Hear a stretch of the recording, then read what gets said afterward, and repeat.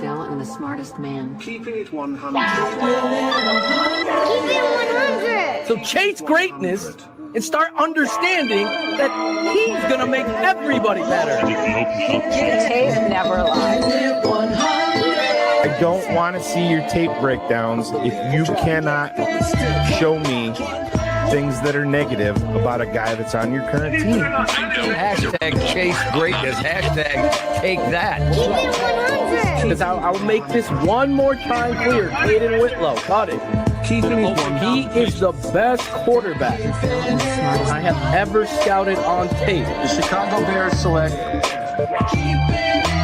Guess who's back? The two dudes that kept it real. Dynamic duo that you love, the smartest man in Dr. Phil. Breaking down the film, never a problem, kick it straight. Most shows focus on stats, we focus on the tape. We keep it in 100, never running east or west. We coming with that truth, cause that's what our fans expect. Cut off the fake and anchor, moving forward to be free. But don't you worry, Shane's got the dumbest tweets. It ain't no secret, Phil and Shane got some haters. But now they're mouth stuffed like the true and now and latest. Debaters, draws get kicked like Coach Tabor. Cuts had to be made, we added a barber moderator. Up and down, boys got you double checking. Sad sacks trolling like a fool drunk texting. Flexing on the truth cause you know they'll never change. Real, recognize real, that's what you get with Phil and Shane. Give me some fucking names. When you Two break it fucking down, games. Fuck a play or a captain, all of the unfair. The tape never lies, the truth you see. We laugh, we lie, so there's no babies like Maybelline. Straight to the truth with acumen and facts. We got a stat nerd, but he's not just giving nerd stats. Car crash,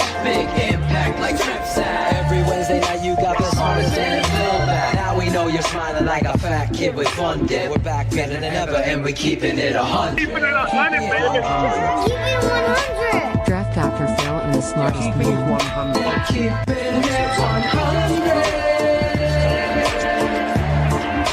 Keeping it 100. Draft Dr. Phil and the smartest Keeping it 100. Keeping it 100. Keep it 100. Keeping it 100.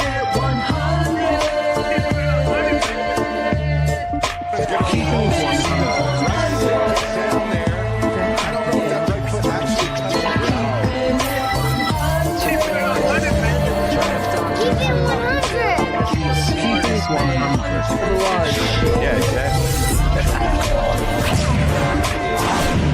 Nope! Nope! Nope! This is football, baby! Yo, what's up, everybody? Welcome back to Keeping It 100 on the best four-letter network on the planet. The tape never lies. I'm Ivan Vargas. Make sure you like, share, and subscribe. Become a patron today at www.thetapeneverlies.com. You can check out some of the breakdowns we did of the draftees that we've selected. We're going to have some more of the undrafted players as well. But, big day today. Schedule release. The schedule is out. We know the Bears' times and dates and opponents and when and where and everything like that. But let's go ahead and bring our guy in. We have one part of the dynamic duo, Shane, the smartest man, Marcel. Yo, I'm back. Oh, he's back. Yeah, I'm back, man. Feels good to be back. Ready to go. We're dealing with some behind the scenes drama, like always. Mm-hmm. One guy's not here. Cherie's trying to log in, trying to figure out that whole thing, but we're holding down the fort. We're ready to go. Let's do it. Football season's never over, man. That's what it feels like to me. It's just, it's a goddamn event for them to release the schedule. NHL, the NBA, MLB, that comes out. It's just like, all right, the schedule's out. How many times have you looked ahead in the baseball schedule and been like, oh man, where are the Cubs going to be in August? Right. Besides last place, we know, road trips and. See, you're taking pot shots, and I don't like it. But I would never do that to you. No, but I agree. No, I agree. You're right. You look at the schedule. You look for your big time matchups, your marquee matchups. Then you look for maybe some games that are interesting. You don't get to play certain teams a lot. Right. They have, for instance, I don't want to spoil it for anybody that hasn't seen it. You got Pittsburgh and Dallas. You don't usually see those teams coming into Soldier Field, so that's something as well as I take into account. I gotta be honest, man. I saw so many people upset I'm not a primetime guy just because I have to get up so early. I like opening up Monday Night Football in Soldier Field, make a fucking statement, set the tone in the division. JJ McCarthy, yeah, dude, listen, you go out there and lay an egg, we got a fucking problem. Oh yeah, Week 1 versus a rookie quarterback in your own stadium. Soldier Field is not going to be dead like it was when we were there for the New England Patriots game.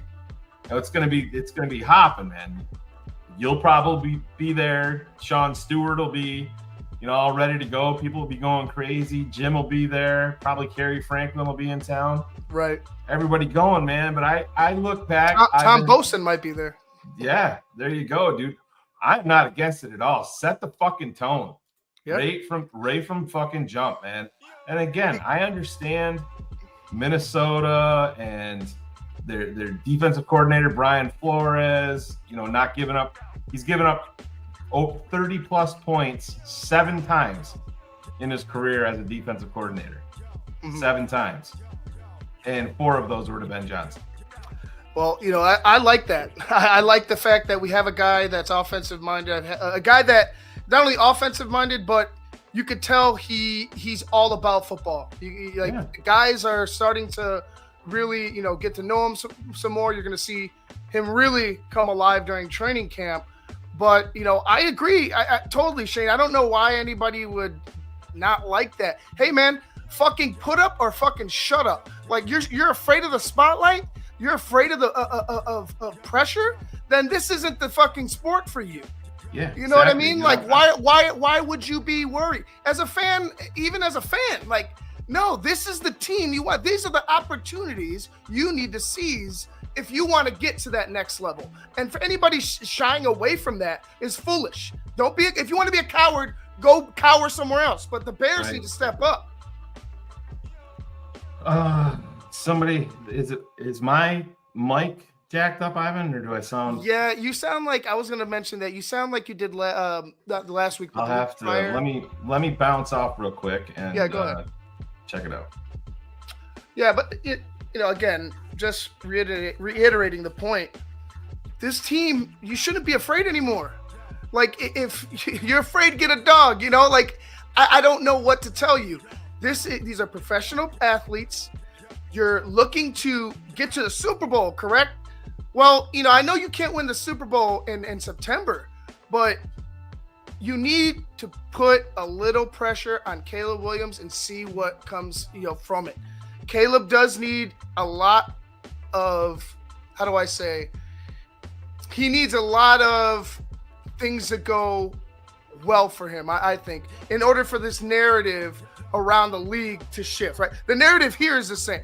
But I think in order to win the hearts of everybody else, Caleb himself needs to take that step. And if Caleb Williams were to come and tell me, oh man, I hate the fucking fact that we're playing the Vikings on Monday night, I would be in a panic. You know what I'm saying? Like, I want them to seize these moments, to want to be up against the best in the spotlight on prime time and go out and take care of business. That's what it's about. Does that sound better now?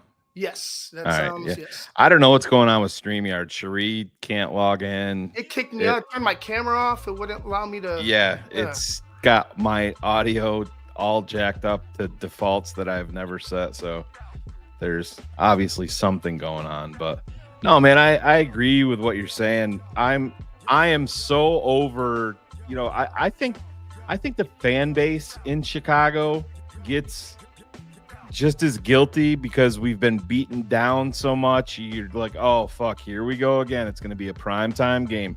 Bears are going to lay down. You know what, Ivan? If the Bears don't have it fucking fixed now with what they paid for Ben Johnson, what they've invested in the offense, they got the fucking quarterback that they wanted, everything they invested into the offensive line. If they go out there and it's not fixed, then it's never going to be fucking fixed, man. Ever. So if not now, when? Sign me the fuck up for coming out the gate, primetime game, set the tone. I remember after 2018, the 2019 season, it was 2018 Was it 2018? No, that was the MAC game. But 2019, when we had the opener at Soldier Field, I guess that was against Green Bay again. It was electric pre-game. To me, it felt like a Super Bowl. The Bears came out, and you remember that first play, Phil and I ended up putting it up. They had it blocked up. Tariq Cohen actually fumbled the exchange. Mm-hmm. If he had taken that clean, it's a fucking house call on first down, first play of the season against Green Bay in Chicago. Soldier Field would have burnt to the fucking ground, bro. You know what I mean? And that would have set the fucking tone right there. Instead, the Bears went out. They couldn't score. Same old. But listen, man, I understand there's going to be bumps in the road. I am not against Caleb at all. I don't like people saying there's no excuses. Listen, you're still a second-year quarterback. But with that being said, this organization, this team, and I know it's going to take some time, but everything has felt different. The draft felt different. You know, some of us are still questioning it. But offense, Ivan, is ruling the day in Chicago. Yeah. It's not, hey, 3 yards in a cloud of dust and we're going to rely on our defense, which we all know you have to have that. But, dude, it's time. Like I said, I'm excited.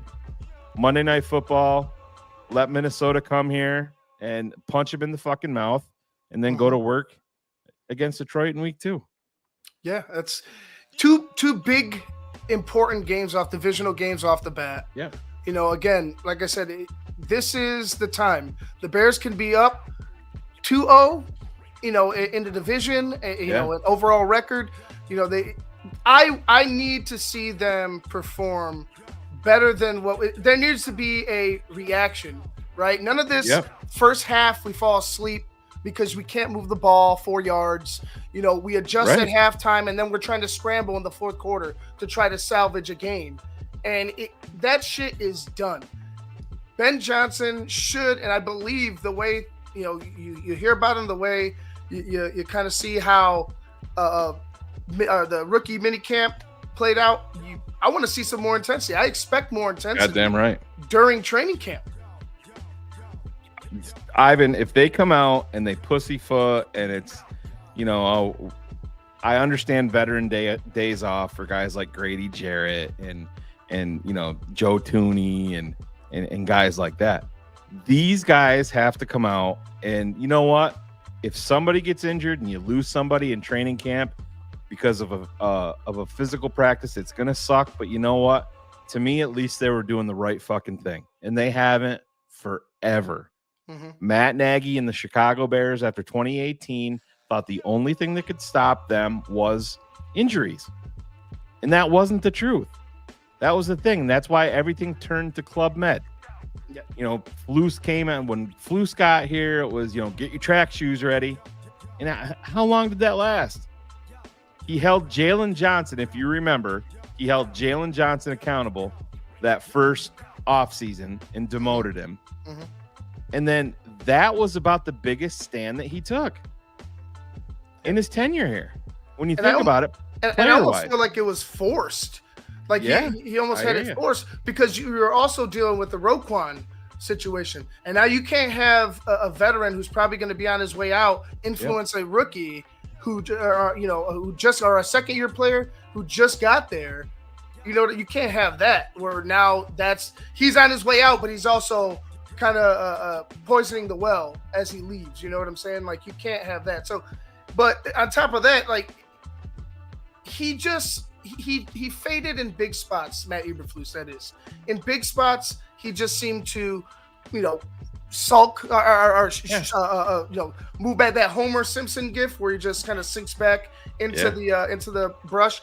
That's kind of what he did. He backed away and avoided the confrontation that was probably needed when it came to demanding more of your players, discipline from your players, and honestly, overall production. Like, there was no sense of urgency with Matt Eberflus.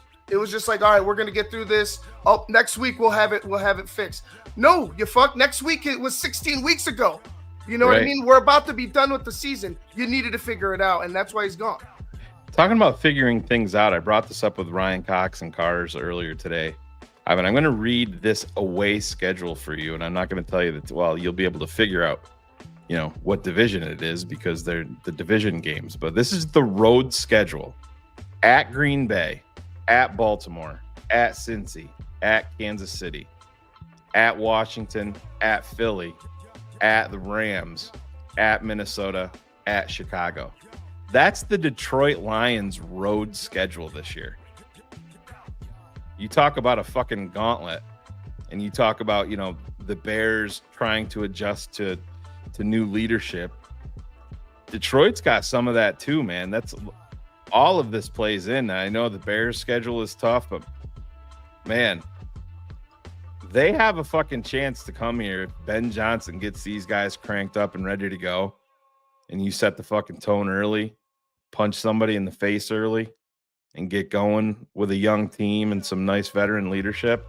I'm not saying that they're going to make a Super Bowl run and everything like that, and I'm not going to overrate the Bears because in my world, the Bears have to earn it. I'm sick of setting my expectations high and getting punched in the face by the organization. Until I see it, I'm not going to really truly believe any of it. And a lot of my answers are going to be questioned a lot of my questions are going to be answered when training camp opens up with Ben Johnson. Listen, if Ben Johnson goes out there and it's Club Med, Ivan, then I'm going to have a big fucking issue with head coach Ben Johnson from day fucking one. Oh yeah, there shouldn't be any type of, pat on the backs for losses. There's no consolation prizes, dude. Like, you came here for one reason. You wanted this job. You told them. Remember, they explained everything. He wanted the job. They all wanted him. This is it. This is your guy. You have your guy. You have the quarterback that we believe can be the guy. And you went ahead and you reinforced your, one side of the line. I still think the other side, but that's neither here nor there. But you have an opportunity to go ahead and get out of of this shit show that has been for about 10 years since Matt Nagy took over as well. Let me go ahead and further. Since Phil Emery took over as GM and they fired Lovie Smith, it's been a complete shit show, barred a couple years here and there. This is the stability you wanted as a franchise. These are the guys you chose. It's fucking go time. Go time, baby. There's no more excuses. That's why week 1, week 2, awesome. You need to win those fucking games. Let's go. I agree, man. And it's right there. And listen, if you go back and maybe we can and pull the audio, I was not in favor of the Bears making a trade for a defensive lineman pre-draft. I was more, if you want to invest 2026 compensation into a guy this year, and you see everything that's going on with Trey Hendrickson, listen, that is a move that I am trying to figure out and get done in Chicago. You use 2026 compensation, bring here, and I know he's 30 years old, but to me, that doesn't matter. Those are the types of moves when you have a guy on a rookie contract at quarterback. You bring him in. He's had 17 sacks each of the last 2 years. You bring him in here, Ivan, and I know that you paid a Dangbo, but I also don't give a shit that you paid a Dangbo. Because on a good team, a Dangbo is going to be part of a rotation, just like Philly does, just like Baltimore does, just like all of these teams do. You got to have more fucking fastballs that can affect the quarterback. And in this division, when you have Jordan Love, we don't know what J.J. McCarthy is, but you have Jared Goff. You have to have the ability to throw fastballs and disrupt the pocket and let Jervon Dexter and Shamar Turner and Grady Jarrett and those guys handle their business on the inside. But how are you feeling about that if the Bears pursue something like that with Trey Hendrickson? I'm okay with it now that I know that. I mean, I'm not giving up a first round pick or anything like that. No. You have leverage in this. I think outside teams have some leverage because he clearly is in a position where he's pissed and he's willing to do whatever it takes to either get paid somewhere else or get paid by you. And if you're not gonna, step up and have the conversation, well, then he will be vocal about it because he wants to know about his future. So I'm okay with it, but it can't be some ridiculous. A 2 is not in question. A 1 you can't even bring to the table. Right. Like 3, I don't even think I would want. I would say you need to, if you're Ryan Poles, this needs to be a deal that ends up either even or better for you. Listen, man, I'm there. I know Snorling and a couple of the guys at ESPN 1000 were throwing around some scenarios, including Komet in the deal.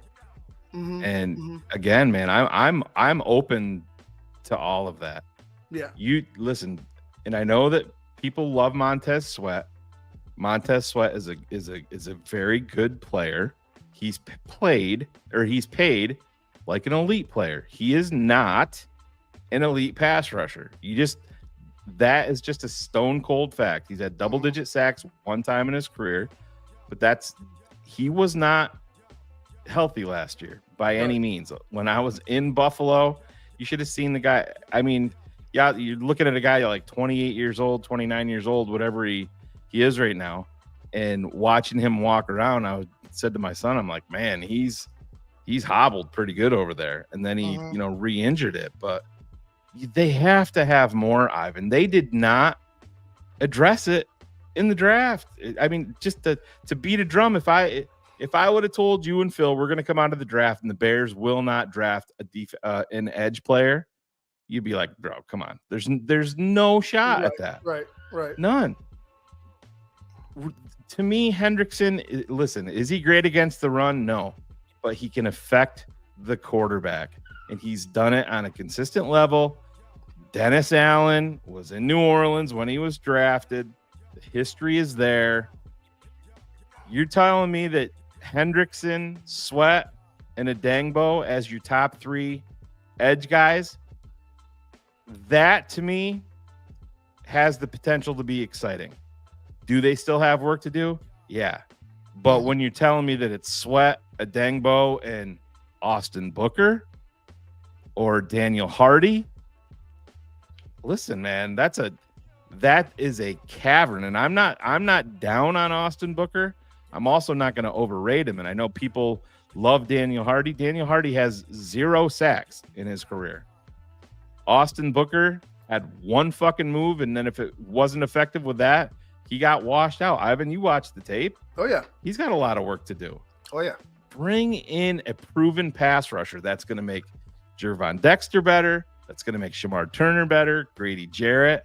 All of these guys. It's going to make Tremaine Edmonds, TJ Edwards, everybody behind them. It's when you hear them say force multiplier, having a guy that can get after the quarterback makes everybody next to and behind them better. And those are the type of players that the Bears need. If you have to pony up and pay a 30-year-old guy a lot of money, so be it. So be it. We're at the point where we need to start making not crazy moves, but strategic moves in order to get this team forward, right? We still have draft picks next year, right? Right now, you don't want this season to be let's make another excuse about why we didn't have success. Granted, it is a new system. It is a new coaching staff, but I fully expect this coaching staff to have their team prepared, unlike the last regime who had no clue. It seemed week in and week out about what was going to happen on Sunday. Right. It seemed like they had no clue how to develop, no clue how to operate, the clock, the game plan, anything. Everything was mismanaged. So I want to see it with competence. Let's see these coaches with this team. Let's see how they play out. But for, going back to to the D line, for me, it's again, Ryan Poles, you mentioned Austin Booker. I hear you. What is Austin Booker kind of every guy that he has drafted? Well, most guys that he's drafted almost they have that veilless love. He always has that deep love for some of his guys, and he had that same type of love about the player in Austin Booker. He was talking about, we got him before, he gets his next big contract. He was talking about him like he was going to be this Right. steal of a player. And I haven't seen anything to show me that. Like, can he develop into a good player? Absolutely. You see it all the time. But, I get scared when I hear, or when I hear about these Ryan Poles guys that he loves, that he likes, and that are lingering around, but aren't producing, aren't developing, aren't doing anything. Like I said, we went through all of his draft picks. They're not great. There's some good guys here and there for sure, but then the back end of drafts, when you need to find depth players, Ryan Poles has failed. I'm right there with you, man. I get it, and it just somebody had in the chat that the Bears don't have money. And listen, guys, the NFL cap, the Bears have plenty of money. If the Bears need to pay a guy like Trey Hendrickson, the Bears can create cap space just like that. They have guys like DJ Moore, Montez Sweat that they can adjust some contracts and get $30 million in the blink of an eye. It's just the way that the cap is. And listen, man, Ivan, how many times last year leading up to the Caleb Williams draft did we say, listen, you're part of the reason that you move on from Justin Fields is you get you're on the rookie contract of a quarterback, and that lets you make some other moves. And to me, Trey Hendrick, that is exactly the type of move that you make. Is he the perfect player? No. I don't think that the perfect defensive end is going to be available via trade. I really don't. And get him in here. Listen, if somebody steps up, I know there's been some rumors about maybe Detroit looking into it. I can't see that so much because you still got to pay Hutchison at some point. But, man, these teams can't have enough, and the Bears just don't address the situation at all. We know what we've talked about, what we would have done at 10, and that's nothing against Colston Loveland at all. No. But listen, why has the Bears pass rush been anemic? They don't draft pass rushers. If you had, like I said, if you had Loveland at like 30, if he fell and you got him at 30, whatever, awesome. Even Burton, if we drafted a defensive end and we had Burton at 30, if he fell to us at 30, whatever we were at, awesome. We got ourselves a playmaker. I'm happy. But you didn't address one of the most important needs, and that was either side of the ball on the line, either side of the ball. And that's something that I worry about. Let's bring in our guy. He's here. He's in the background. DDP, Draft Dr. Phil. What's up, boys? Trying to figure out this pass rush. Phil, Ivan and I were talking. We haven't jumped into the schedule too much. We're talking about, well, I guess before we get over to the schedule, we're talking about Trey Hendrickson and where you would be at if the Bears made a concerted effort to call Cincy and try to acquire a guy like Trey Hendrickson to get this pass rush cranked up. Where would you be at with it? Well, I'd be out. I heard Ivan talking about it when I popped in. So, obviously, I thought you should have drafted Mykal Williams. And so did you, obviously. Mm-hmm. We're not changing from that stance. I think it's a huge issue. And I think I've said this many times here on this network, the Holy Trinity. I talk about it. I'm a big believer in it. Your quarterback, pass rusher, left tackle, in that order of priority, 1, 2, 3 are the foundation of building a championship team. You can scheme pass rush, but it's never going to be consistent to a player. So when you have someone like Trey Hendrickson who wins in different ways, now he might not be the prototypical defensive end look, but the proof is in the pudding. I'm a big believer in getting it. Ryan Poles has had to trade for pass rushers. He doesn't draft pass rushers. We talked about this last week, me and Cherie and Ivan at a little bit. We look at where he's drafted pass rushers. It's in the 4th round. Mm-hmm. It's in the 4th round or below. And how's Dominique Robinson doing? Oh, they still believe. How's Austin Booker doing? These are like swings. Now you're doing the same kind of thing here. I think it makes sense. It makes a lot of sense for this football team to go out of their way. I saw you, I think, shared with me. You all know how I feel about Cole Kmet. So if you were making that trade, I don't know if you were talking about that. Yeah, we did. Okay, so yeah, I have no problems with that trade. So Phil, while you were speaking, I was listening, but I went back. So I went to since the 2005 draft. Yep. How many defensive ends have the Chicago Bears drafted? Since 2005, Leonard Floyd, if we want to call him a DN. Just give me I don't need you to name them. Just give me a number. I'm trying to think. I don't know, 2? 7. 10. And one of those was Shea McClellan. So technically 9. Shea McClellan. And I mean, they have Floyd as an outside linebacker, but I'm counting edge. But 20 drafts. Wait, I thought you were talking about in the first round. Oh, no. I'm talking about all round. In the draft. All round. Period. Yeah. I would have lost that 100 out of 100. 10. 10? Yeah, Dan Bazine is in there. Dan But Bazine. Let me give you some of the names. Let me give you some of the names there. Yeah, great job, Dan Bazine. I wonder what staff brought him in. Sorry, Greg. Mark Anderson. Yep. The 1 year wonder, Dan Bazine. Oh, here's a name blast from the past.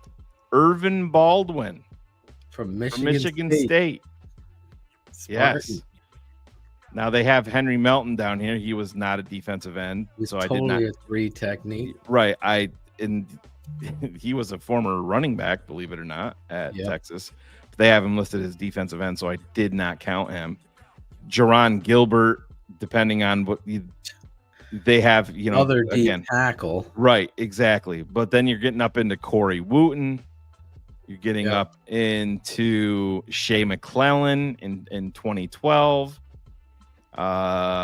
Jesus Christ. Yeah, but this is what I'm saying. And then you have, how many of them don't swear, Shane? Yeah, probably all of them. Leonard Floyd, the outside linebacker. And that's what I'm saying. Kylie Fitz, remember that name that we were excited about? Oh, Phil. from Utah. But again, so in beyond the 6th round, right? 5th, 6th round. So I mean, you can go back. They can't draft defensive linemen. They can. They don't even attempt to. It's pathetic. You had the opportunity there. Now, yeah, Travis Gibson, untouchable. That's the guy that you're. He stayed. He was also a 5th. Yeah, I mean, that's round. What, like 140 picks in 20 years, right? Oh yeah, like if you're just averaging, if you let's say they have 7 picks, a year for 20 years. I would wonder. You know what I mean? That year they had 11 picks, 13 picks when he traded his first year. Traded down. All the trade downs were busts. It's like fucking sick. It's Ryan Poles is the reincarnation of Ryan Pace, and so on. Like, we could say Phil Emery sucked, right? But I don't see the same. I just don't see it with Ryan Poles. Now we got to give him. You're going to give him credit for getting Ben Johnson before Ben Johnson has established himself as a fucking coach. I don't know. I like everything Ben stands for, but we don't know how he's going to be as a coach yet. I hear Denny Green. You're going to crown his ass now? No. We have to wait and see. But when you have a GM that's been here, and there's a pattern here. There is a pattern here. Shane going all the way back, I would have never guessed only 10. But if you look at it, How many left tackles have they drafted? How many quarterbacks have they drafted? Like, the three most important positions in the NFL and in football in general, the Chicago Bears, A, have whiffed, and B, haven't taken shots.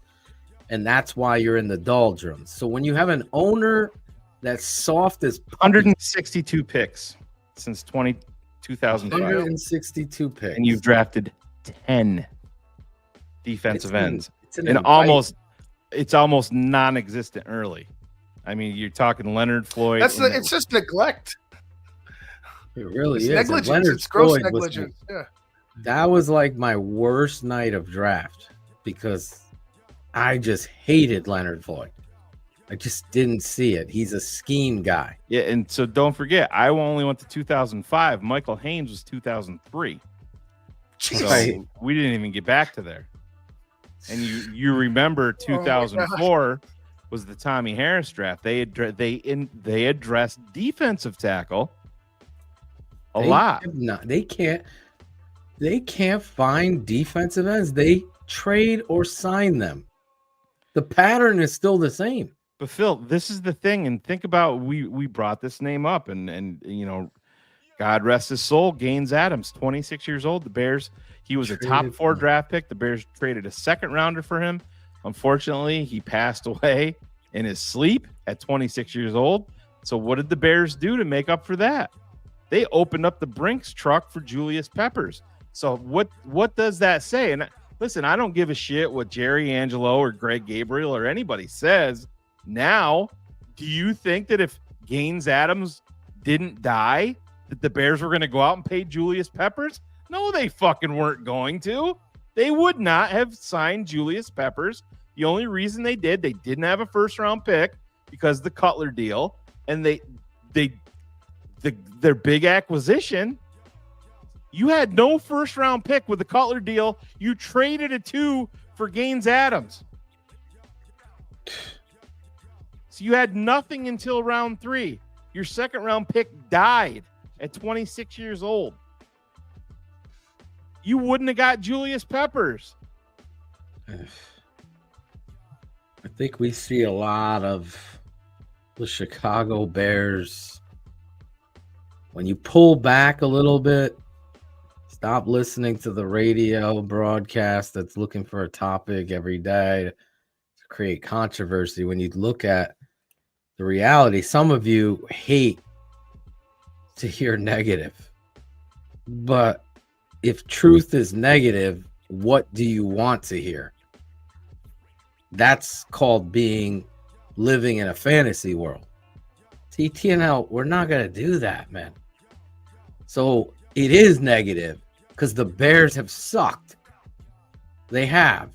And they've always had a finger to point.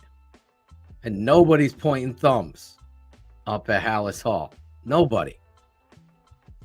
And it starts with George, the Muffin Man McCaskey. He and his idea of what this team is can't go back. I'm sorry. It's just Occam's razor, as Shane says. Yeah.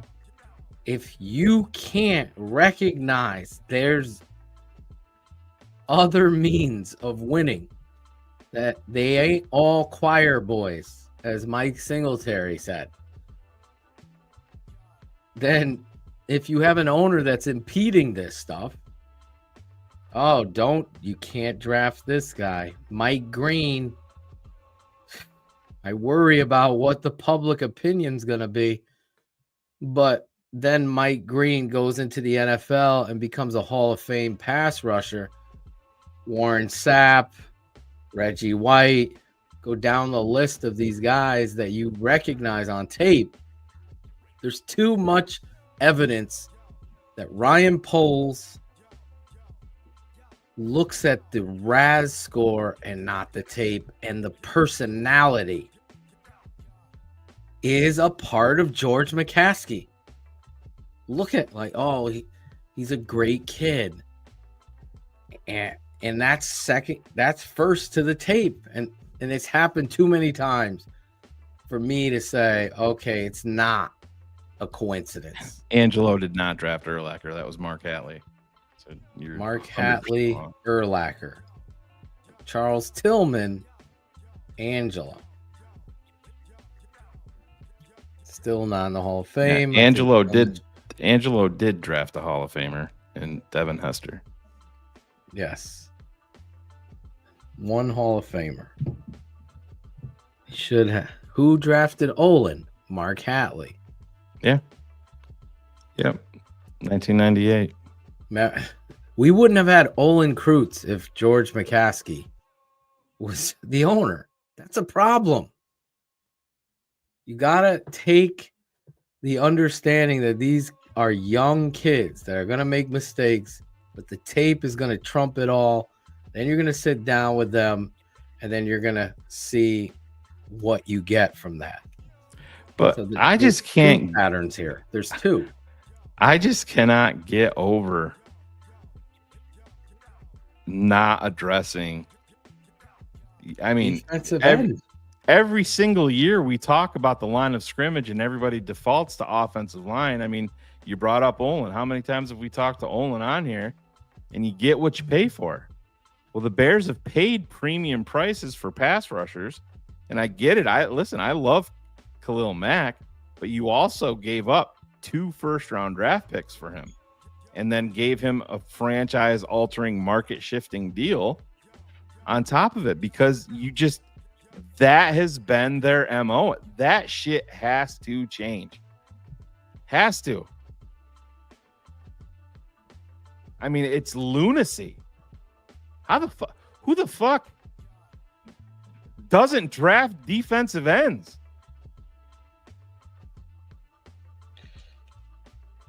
The Bears. Yeah, I mean, exactly. Jesus Christ. True. The Buffalo Bills went out. The Buffalo Bills threw all the money at Von Miller for a couple of years, and then they went out and got the pass rusher. How you say his name? Who's the Dushar? pass?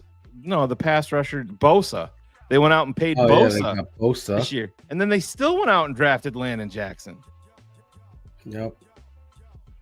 Too I many think people. Too many Drew- teams are doubling down on. Oh, go ahead. Sorry, Phil. I just wanted to address Drew, Ivan. I'm sorry. The key word in your whole stance is accused. That's the problem I have. I've been around a lot of people accused of shit that were completely innocent, including myself. I've been on the other end of an accusation. And when you're treated like you're guilty because of it and you've done nothing just to tarnish your rep, it's disgraceful. So accused, has there ever been a conviction? Has there ever been anything? No. So I don't get behind you. I get behind fucking holding a trophy up. Fucking tired of losing. When you have a loser as an owner, because everything, and listen, I've argued and debated with Adam Rank. I've been around football my whole life. You're wrong if you think that someone worrying about swearing, that's the beginning of the Band-Aid that's being pulled. If they're worrying about that little shit, think about the big picture. We've had Zorich on here talking about this organization and charging Richard fucking Dent to eat. We're looking at an organization that's done absolutely nothing but walk around like their shit don't stink. Do they handle any kind of controversy? Do they have accountability? No. They raised fucking ticket prices and won 5 fucking games. But Caleb's got to do it now. So just going back through this. So in Ryan Pohl's tenure, he's had 34 selections for the Bears. He's drafted a defensive end 2 times. 2 times in 34 picks since 2022. Dominique Robinson in round 5 and Austin Booker in round 5. Both 5th round picks. Yeah, so during the 4th, you go to 20 get Booker. Yeah, they gave up a future fourth, right? That we ended up getting back like 5 or 6 times from Buffalo. But so 1, 2, 3, 4, 5, 6, 7, 8, 9, 10, 11, 12, 13, 14. So since 2022, when he took over, the Bears have had 14 first, second, and third round picks since 2022. And they have drafted 0 defensive ends in those 14 picks. They've drafted punters 0 or ends. If you look at it, he's drafted 2 defensive ends, Phil, since 2022, and has drafted 2 punters since 2022. Trenton Gill and our new Torrey guy. Taylor. Yes. Holy shit. 14 picks in the top 3 rounds since 2022. It's been addressed 0 times. There is not another team in the NFL, I guarantee you, that has happened with. He's not the guy. He's one fucking missed touchdown pass from a Houston Texans player away from not having any number 1 picks, not being able to go trade a number 1 pick to Carolina, not being able to get Caleb Williams, if he didn't have Caleb Williams and he wasn't able to trade and get DJ Moore with that number 1 pick, he would be fucking fired. He should have been that's my thought is if he didn't get lucky, he'd be gone by now. I think you guys are doing an excellent job pulling back the layers of the onion. It's almost going to make me cry that this is so pathetic, that this GM, who, by the way, hired Matt Eberflus, I chose him. You have any other chance? Yeah, I chose him. Let's take over the North, never give it back. Let's trade for this fucking receiver that is terrible. Let's draft Valus. Let's have an opportunity to trade Valus for a 4th round pick and not take it. We're going to move him to running back. Oh, it's just, and then on top of it, he decides to keep Matt Eberflus. A year too long. You waste your rookie quarterback's rookie year under the guides. It's like putting a very talented or very smart, happy kid in the most abusive household imaginable. You should be fired just for neglect. This GM also signed, interviewed, and thought Shane Waldron was going to be the answer. Yeah, signed off on it, yeah. And then Well, the thought Flus biggest was the answer. indictment is what Shane is uncovering. 14 picks since 2022 in the first three rounds, not one pass rusher selected. Well, defensive end. He's drafted. So he's drafted Pickens and what's Dexter, Javon Dexter, Shamar Turner. Yeah, those are the 3 D linemen he took. Travis Bell. With that was a 7th round. I'm talking. Oh no, yeah, 3 rounds. I'm trying to extend it, man. Just to, yeah. He's taken more punters than pass rushers. Well, he's taken 2 punters and 2 defensive ends in 34 picks. It's a tie. Yeah. I get to the point I can't even look at his face. That's when I know shit's gone way bad. Yeah, it's you think about it like that, Phil. They have it's almost like it's an organizational philosophy of we're going to pay the pass rushers. We're not, I mean, again, I risk of repeating myself for the 100th time. I'm not against Colston Loveland at all. The way that draft played out, I mean, I probably would have called Cincinnati up and said, hey, you want to come to 10? I'll drop back to 17. You throw me Hendrickson. You know, throw that in there. You know, 100%. You try that out, or you sit and pick, and I would have picked Michael Williams. That he would have been my pick there because listen, you can say whatever you want about Mike Green. I mean, he's. But listen, if there was any question with the top 10 pick, it's. They haven't drafted the left tackle position. Well, since 2022, I mean, I can give you those numbers. He drafted Braxton Jones in the 5th. Zachary Thomas. That was a 6th, 7th round pick on a trade down. So his first year, I mean, he drafted 4 offensive linemen: Braxton Jones, Tyree Carter, Zach Thomas, Doug Kramer, and Tyree Carter.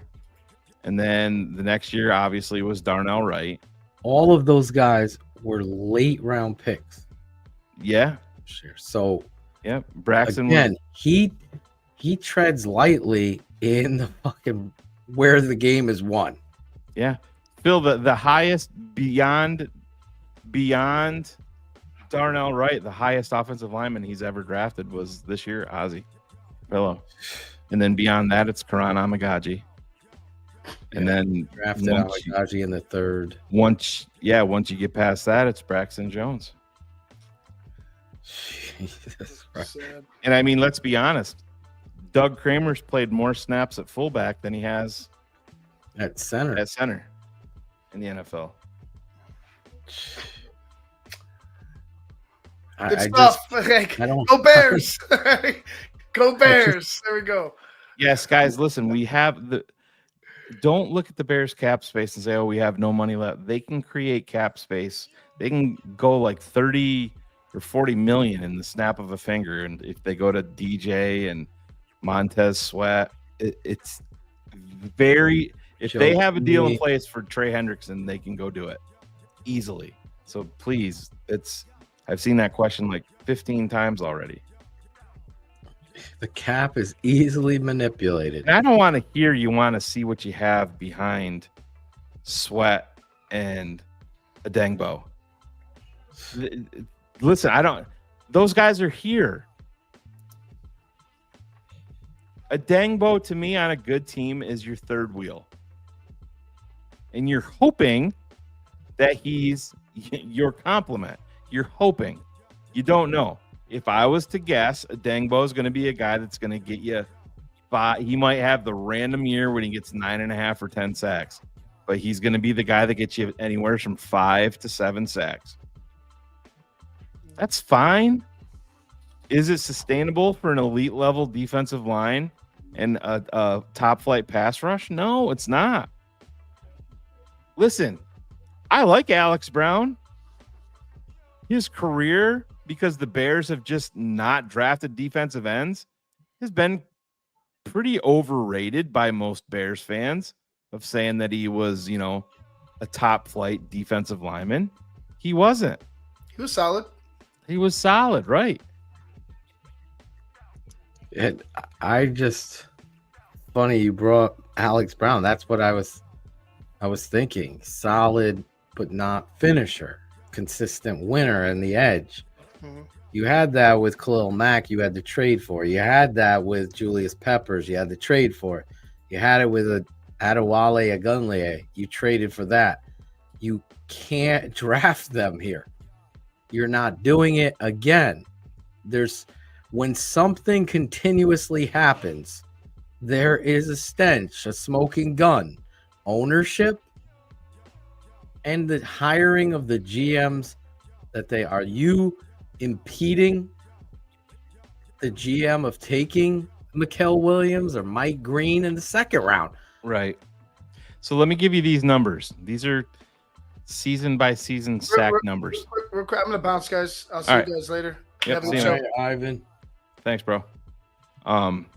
let me just throw these out here since we're doing this, Phil. So these are season by season sack numbers: 2.5, 5.5, 6, 6, 7, 4.5, 6, 6, 2. That was Alex Brown's year by year sack production. Solid football player, 45.5 career sacks between Chicago and the New Orleans Saints. Top flight pass rusher. So he had 45.5, Phil. Do you know how many Trey Hendrickson has had the last 2 years? Like 34, I believe. He had 17 last year, right? The last 2 years, I believe. So yeah, 34. That would be. If I'm doing my math right, Brian Cox. 17 plus carry. No, 17.5 and 17.5. So it's 35. Yeah, so 2 halves make 1. 4 out of the last 5 years, he's had double-digit sacks. 13.5, 14, 8, 17.5, and 17.5.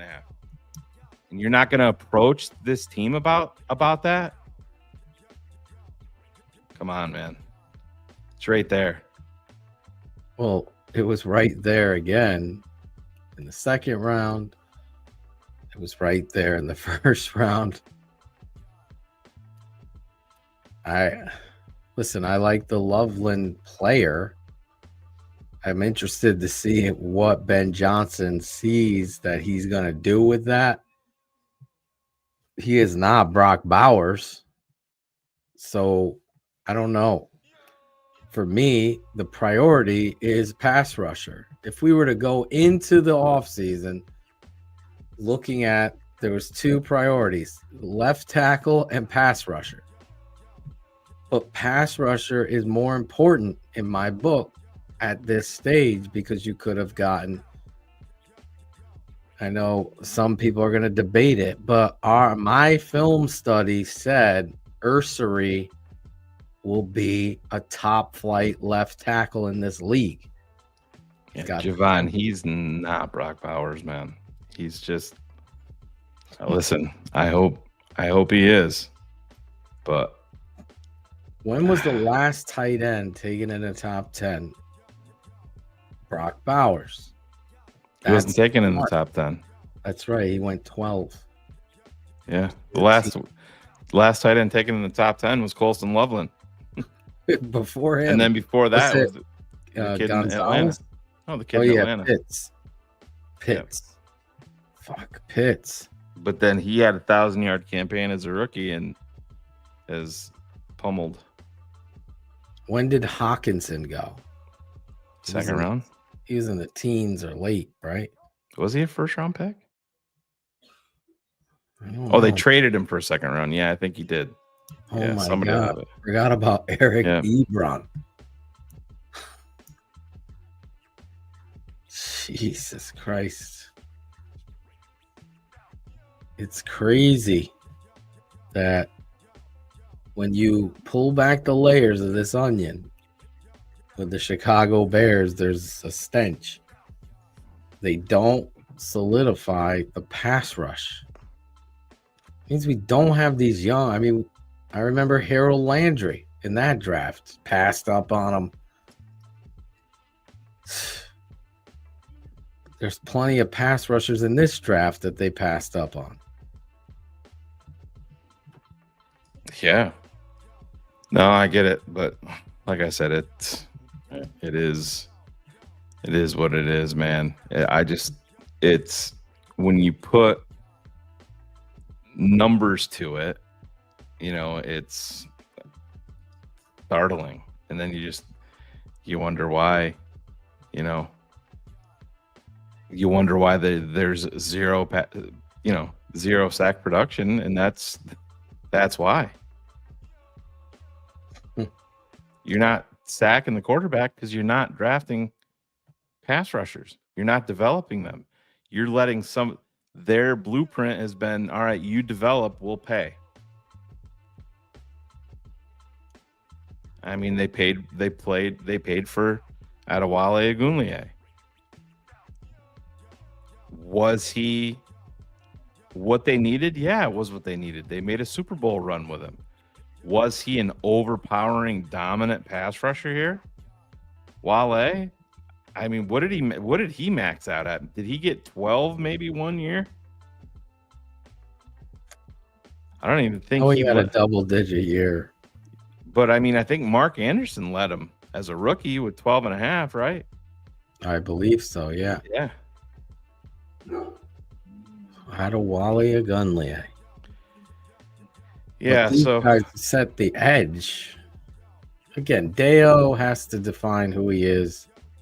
I'm with you on the tape. I don't know that I see this dominant pass rush prospect. They see a high ceiling player that fits their scheme, that has length, and coming off of injury. They don't develop fucking young players on the defensive line. Javon Dexter has been the lone guy. I could say, okay, I really was leery on him coming out, and he kind of started to surge. Yeah. And then he took a step back last year. It gets a little frustrating in regard. I want to get to some of the super chats before we get out of that talk. Gerbon, $5. Thank you.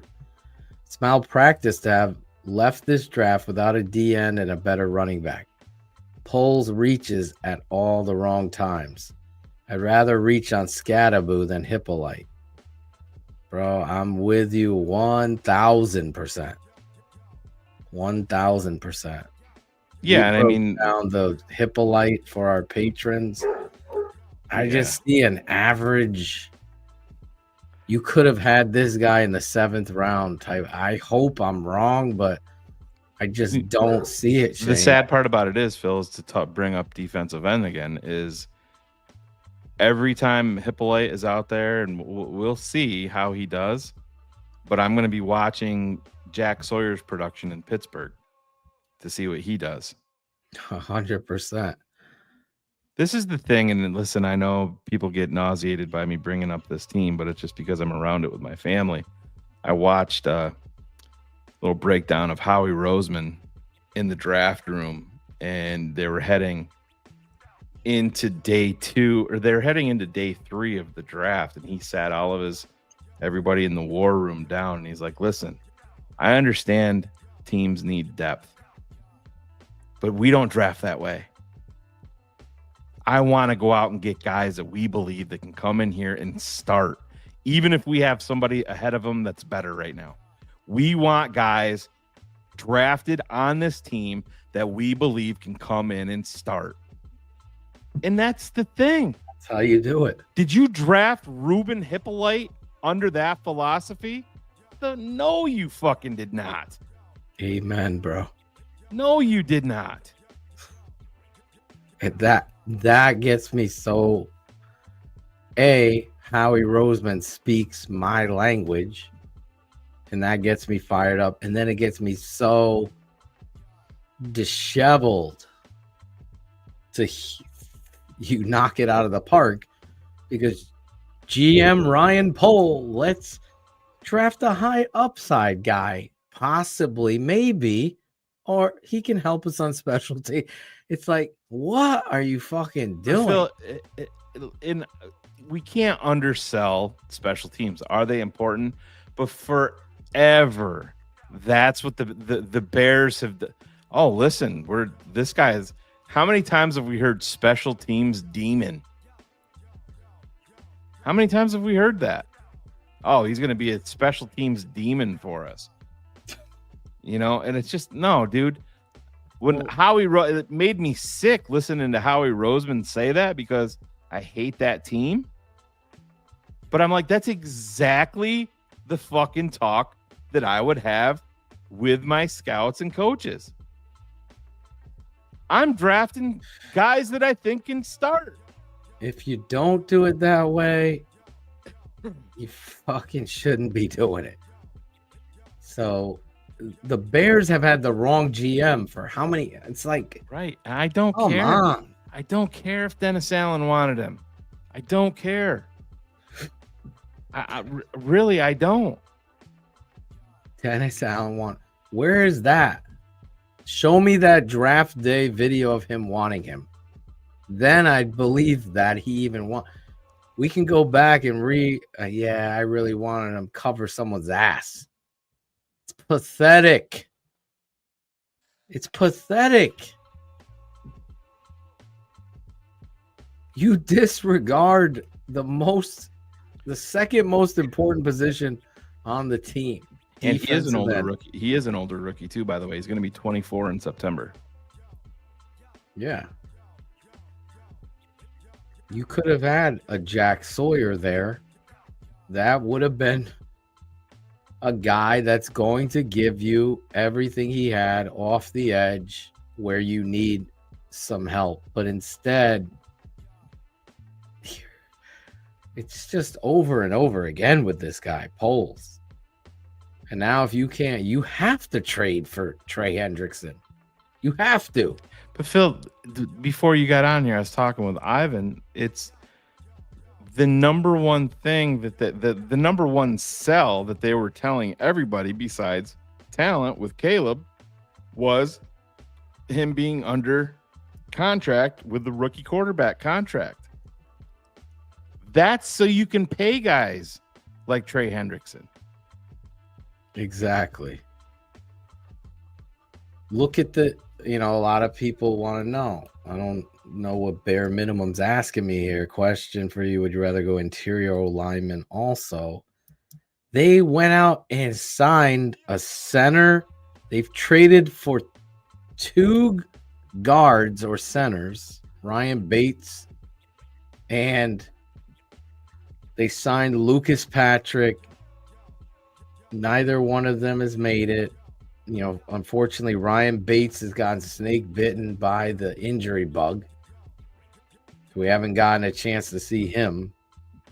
But clearly, they didn't like that trade, even though they made several attempts to trade for him. They even tried to sign him as a restricted free agent. And now, to cover that ass, they then go out and sign Dahlman to a multi-million-dollar deal because you can't draft a guy, can't develop a guy. Doug Kramer ain't, as Shane said, he ain't stepping in at center. So looking at how they've built this team, it goes back to Ryan Pace. He's always signing players to fix his mistake in drafting. Always. And it's going down that same way. And that previous fan, you reach for a fucking starting who's going to come in and compete. If they traded up and got Scatterboo, now they've identified, oh, fuck yeah, they have an identity of what they want, an idea. And that's what they want at their running back position. Now, I'm not saying this kid in the 7th round isn't going to surprise people. I love the way he runs. I won't put a limitation on him, but it's the 7th fucking round. That again, where did we identify big needs? And when the fans seem to be smarter than the GM, see, I won't flip-flop. Ryan Poles will have to prove me wrong, and I will then say he proved me wrong.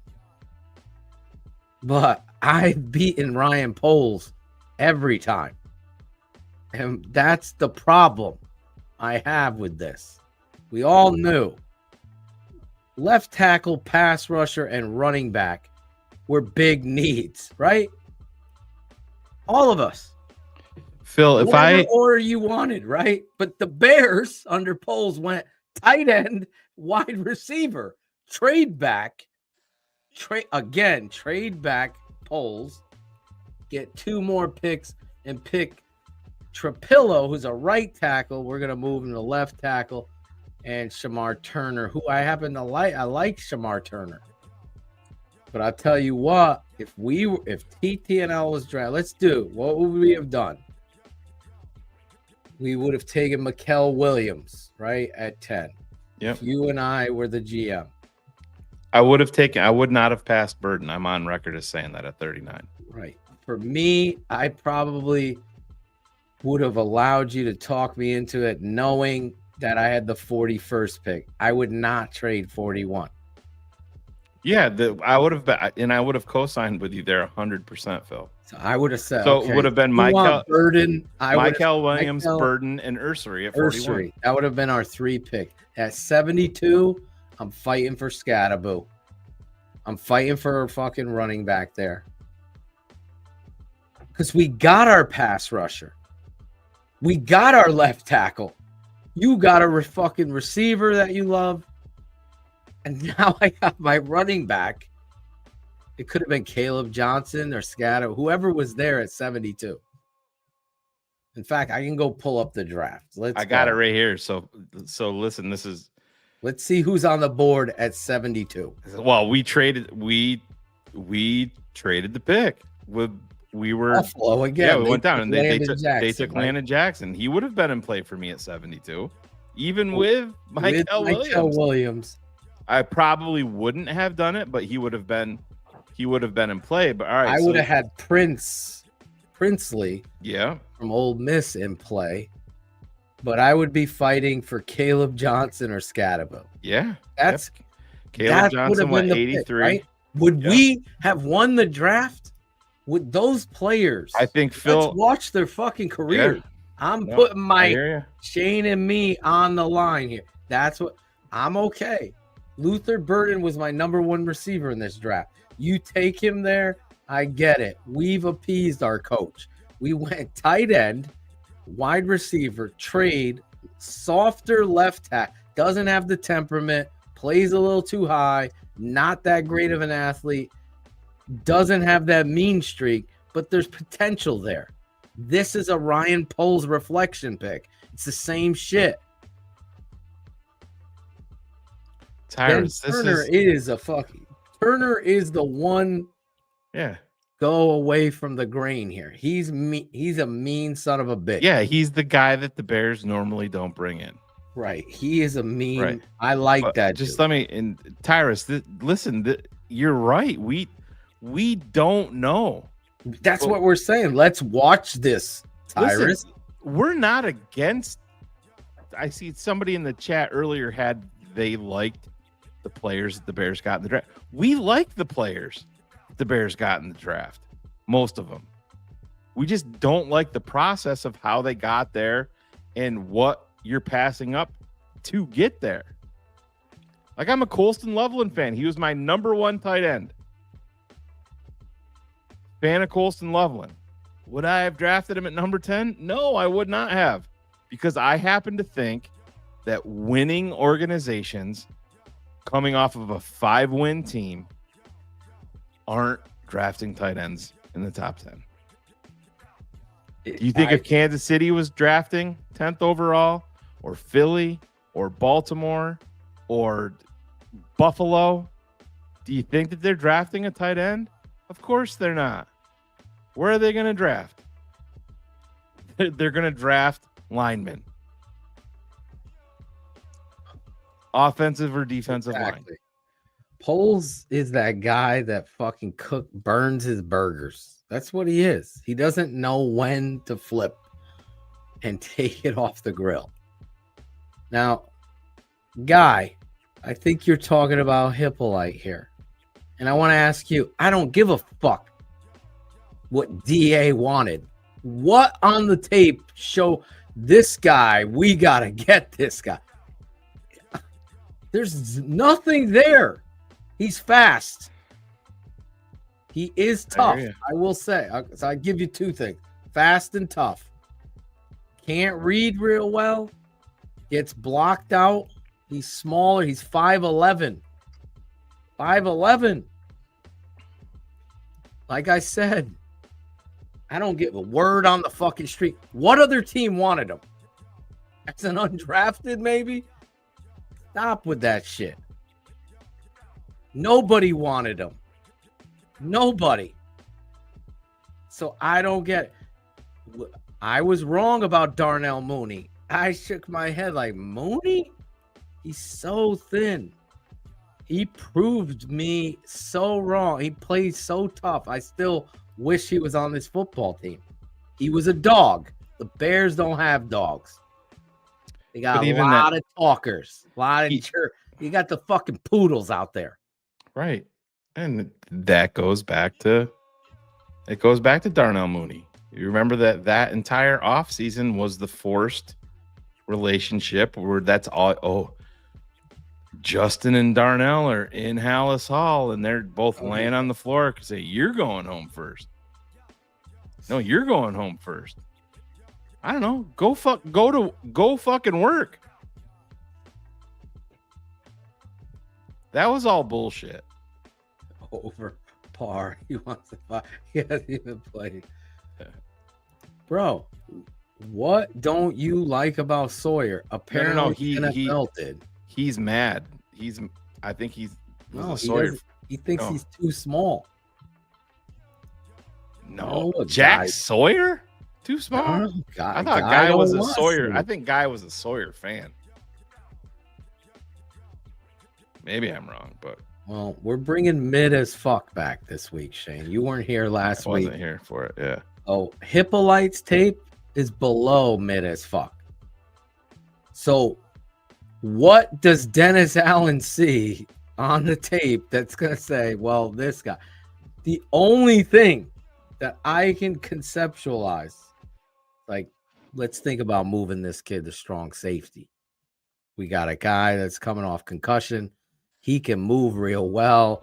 We worked him out privately. And I'll tell you what, he has some real feel for coverage playing on the back end. I like how he is in space. 5'11", 231, playing outside linebacker. That what? The will backer? We got the will. You just paid. Are you moving TJ Edwards to Mike and he's going on the field? To Shane's point, it's below mid as fuck that you're drafting special teamers.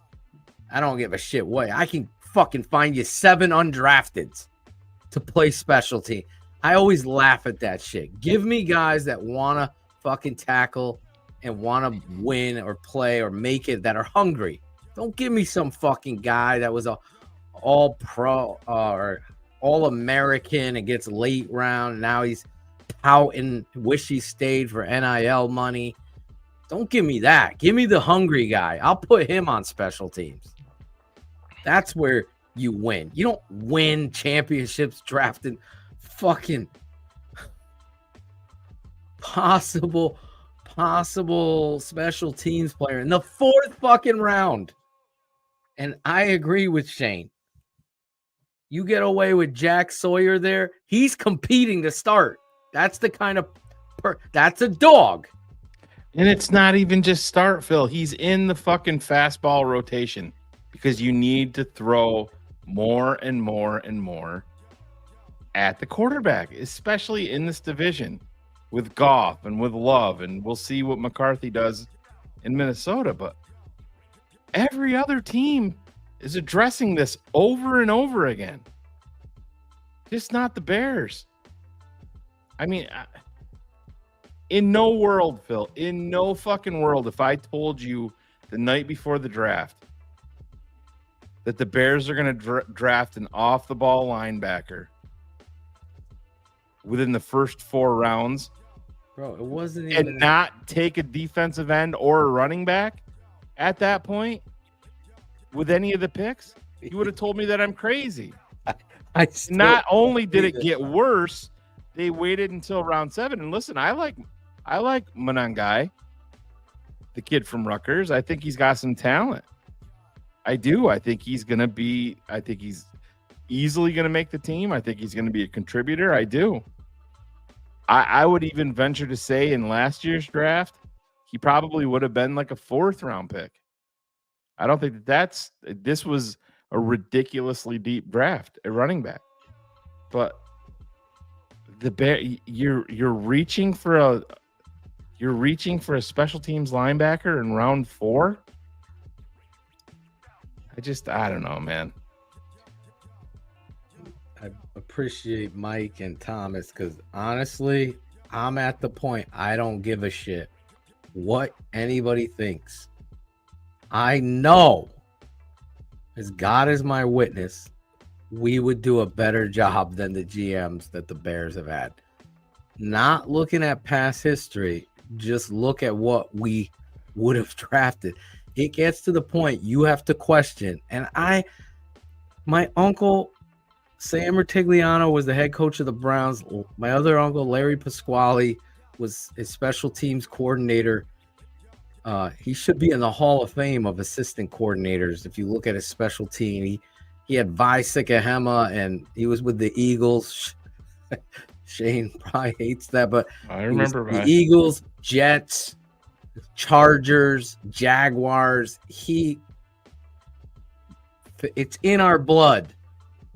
All of them to a man say there's so many fucking guys that should be working Wall Street in football because their buddy hired them. It's putrid. And I'm watching this GM and Shane's pulling back with Ivan the fucking. I mean, I would have lost that bet a million out of a million times. This guy's taking the same amount of punters as he has pass rushers. Yeah. What the fuck world 2-2 are we living in? You ain't hearing that on ESPN. Bill, 1000. you want me to one up you with Ryan Poles and defensive ends and punters? Yeah, just those two two specific groups. Break it down by highest drafted. It's Torrey Taylor. Oh my God. I hope Mackenzie McNeil is right, but I've listened to and I love these people. And I don't know Mackenzie, but he's in here every week, and I'm sure I would love him. I love Otis Nichols, and who else was just going to – there's no better example than Kerry Franklin. I don't know if I could love anybody more than him. But that's the thing, And Phil. they were like, no, Eberflus, Justin Fields, and here we are. Like, you know what it is, Phil? And listen, I'm right there with you with Kerry. I don't think that I've ever met a finer person in my life. Yes. But you want when things change, when there's new players, when there's a new coach, you want to grasp onto the hope, and you don't want to have to go through the restart again. Here we fucking go again. You know what I mean? It's just like that's the Bears have been stuck in that fucking shithole that they can't get out of forever because of the reasons that we're telling you. Do we know that Jack Sawyer is going to work out? No, of course we don't. Who's got a better chance of working out? Jack Sawyer or Ruben Hippolyte? I'm going to put my money. Where would Jack you put Sawyer. your money? Like, honestly, chat. And yes, philosophy, 1990. Fucking talking about the draft because it's May. And yes, you want me to predict the schedule? I don't even know who this coach really is. I don't. I need boots on the ground. Greg Bragg, Sean Stewart, Ivan, Big Steve going to fucking train. Maybe Guy gets his fucking ass out there at training camp. I need boots on the ground to tell me. I wish I could go and watch. I'll know in 10 minutes of camp what kind of philosophy, what kind of team are we building here. Now, the videos are good. You know, George probably fell over in his umpire gear listening to fucking Eric Bieniemy swear at the running backs. Don't touch the fucking cones. But, you know, cut that off, Adam Rank. Don't put that on HBO Max because, you know, these Chicago Bears are different. Fuck it. It's not. We picked the tight end. 10. So it's something that needs to be discussed. We're not rah rah, sunshine and Well, rainbows listen, up your ass. You know network. we're not, It's Phil, not and gonna be like that. we will never be. And there's so many people out there, and I don't need to run down the laundry list of names because you all know Give them. me some fucking name. Give me some fucking names. Listen, if Phil was not a Leonard Floyd fan, and when the Bears drafted Leonard Floyd, Phil did not become a Leonard Floyd fan just because he was a Chicago Bear. He stayed true to what his assessment was of Leonard Floyd. And a lot of people fall into the trap of, oh, they're Bears. We're just going to accept it because we can't change it. But this is what we do. We are here to talk about this each and every day, each and every week with you guys. And we're going to stay true to the work that we put in on these guys.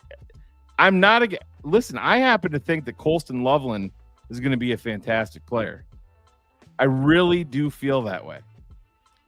And I think that it's going to help him that he's Ben Johnson's, connected to him, and Ben John, you know what I mean? That first draft pick out the gate, Ben Johnson's going to want to make Colston Loveland fucking great for that reason. And I get it.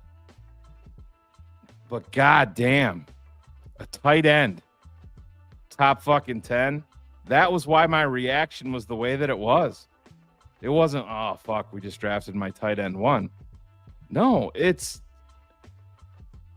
the war is won in the trenches. We saw up close and personal in the Super Bowl this year with what Philadelphia did to the best quarterback in the league. You dominated. You watched it and you're like, man, I'm having trouble breathing because they were relentless. Bears don't take it. And we just don't draft them.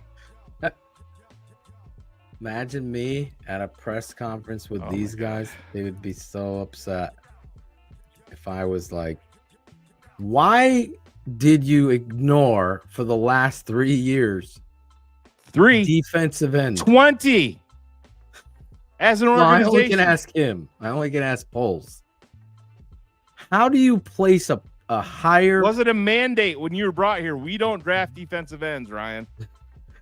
How do you put a higher priority on a tight end than a pass rushing versatile? I mean, if there was a player, as much as I like Mike Green, 20 years old, Michael Williams is the definition of Dennis Allen defense on tape. But you didn't pick him. And Phil, you want to know what? What are you doing? Phil, you want to know what? Let's play this game. Let's just say for all shits and giggles at number 9. Well, that's probably bad because the Bears probably would have drafted Banks. But let's just say Loveland went 8th. Mm-hmm. And then Banks went 9. You know where the Bears are going? Tyler Warren? Yeah. Oh my God. They are, Phil. That's a problem. They had them their words 1A and 1B.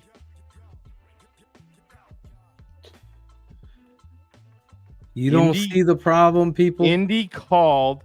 I'm going to be interested to see in the next 1920 football drive on how they play this off because it's going to be heavily fucking edited, especially day 3 because Ryan Poles was like a fucking the pinball in the pinball machine getting batted the fuck around the league.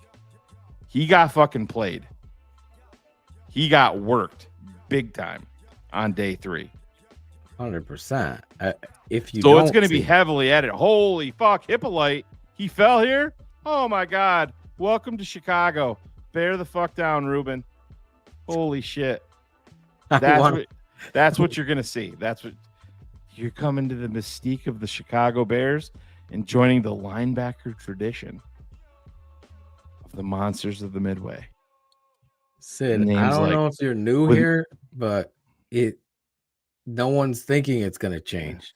But the reality is we're putting a bookmark in the work that we do in analyzing a franchise that has fallen on its face more times than anyone can count and more times than they've taken defensive ends, apparently. So it ain't complaining. If you look at it like that, it's just rationalizing stupidity for a fan base that, as Osmonic74 is saying, everyone's out with their pom-poms and why are we being so negative? Why? And let's be happy. That's happy time is when you win championships. Then I'll be happy. Happy time is when there's an identity defined in training camp that carries into the season. So many of you have never ever learned football in your life because you've been abused by the Bears. Duval. Sid, we'll talk about the schedule whenever the fuck we want to talk about the schedule. How about that? It's fun. Sit back, have a Coke and a smile, brother. It's fine. I'm into talking Bears. Sid's football. first 3 comments ever on our channel, yeah, have all been subpar. They've all been Ryan Pohl's draft picks. Come on, he's Sid. drafting like he sees himself. Who the fuck says Sid with an I anyway? I don't even trust that. Jesus, Sid. Could be sure. It could be a girl, Sydney. Well, my Sydney. niece is Sydney with a Y. Well, he has it with an I. Or it could be Sid. Sid Oh, good. Luckman. Was Sid Luckman SID? Think so. Yeah, he was. So maybe he's going to bring some Luckman to us. Sydney Sweeney. There you go. Did she bounce on Josh? Is She that can- his girlfriend? She can bounce on something. Anyways, let's talk about the draft. No, but seriously. The reality, I got to get this off my chest. The same little bitch boys, the blog boys. Yeah, I came up with that term. So anybody that has a podcast called Blog Boys, give a little credit. Little credit to TTNL at some point. Stop being a little puss or little pussy. Do something. Like, let's have some integrity in class on that level. Come on the show, talk shit, don't care. But anyway, these blog boys, now all of a sudden, Caleb, he's got it all now. And I think it's very important to educate the fan base on, we don't know Ben Johnson. He's not dropping the Detroit playbook down on the table. He's got way more. He's got a handle now as the head coach than he's ever done in his lifetime. Never been a head coach before. And I just am preparing you. I hope, beyond hope, that he comes in here, guns a-blazing, and just sets the fucking tone. Now, he surrounded himself with trusted assistant coaches, and I like that he didn't just hire friends, although I think you need friends, because once that gossip starts questioning you and these soft-ass bums type coaches start pointing fingers instead of getting in the room and fixing things, that is going to set this coaching staff and this situation apart. Now, Caleb now has a whole, almost entire new offensive line. He's got a rookie tight end that's replacing Cole Kmet. Don't care what anyone fucking says. Cole, don't be fucking a little pussy like the blog boys. Step up to the challenge. Work your ass off. You already have bad body language and energy. You already have it. Season hasn't even begun. I'm watching this guy talk. Even in his pictures, he looks sad and like a fucking stray dog. Step up. Be the pro. You're getting paid. Work. All of these guys. You got so many unknowns on this offensive side of the football. Who's the running back? Swift? The same guy you all wanted to replace, right? They did nothing there. Rookies coming in. Yeah, I saw Rashawn Johnson's done nothing. I saw a justification of DeAndre Swift today on a TikTok clip from, I don't know, somebody that was on Twitter, and they were like, you got to give DeAndre Swift a chance to play with this Chicago Bears offensive line that can actually be elite if they all gel together. Well, what the fuck did Philadelphia have? He had the best offensive line in the league. In Philly. They traded him. Or no, they just let him walk for nothing. Detroit traded him. But he had the best offensive line in the NFL. He is who he is. Listen, I do think that he takes a lot of bullets. Is he perfect? No, he's not.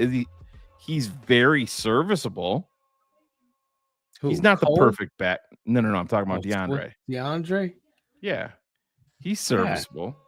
He is. They didn't improve it, though. We don't know what Moningai is going to be, and we don't know what they're going to do.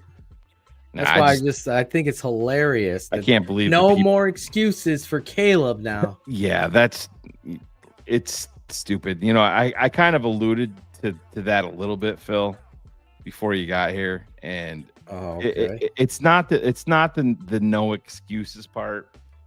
It's the we cannot say that the Bears haven't went above and beyond to provide for the quarterback that they've invested in. They really have. Whereas before, you know, Jerry Angelo, oh, you got Jay, offense is fixed. That's it. We're cool now. We'll give him Johnny Knox in round 5. We'll bring Hester over from the secondary, make him a wideout. We're cool. Let's ride. Let's ride. You're still going to have bumps in the road with Caleb. He's a second-year quarterback. I mean, I see people putting numbers out here. If he doesn't match Bo Nix, then I don't want to hear excuses and all of this bullshit. I have never in my time watching the NFL, ever, this isn't just because I'm a Bears fan. I have never seen a more disrespected quarterback that had 3,500 yards, 20-6 as a rookie, surrounded by a fucking circus, the chaos that is the Chicago Bears, and is disrespected as much as Caleb Williams is. Where he should be praised, and this organization called the Tape Never Lies Network, I don't know. I know the Bears watch the show. I know players do. Please get it back to Caleb Williams. This network understands the position that the organization put Caleb Williams in. I don't know many quarterbacks that would survive that. I've listened to the likes of Chris Canty and some of these bozos on television. Speaking of bozos, here's one right here, Melon Smasher. Yeah, another that comment right there. It's just Melon. It's just dumb.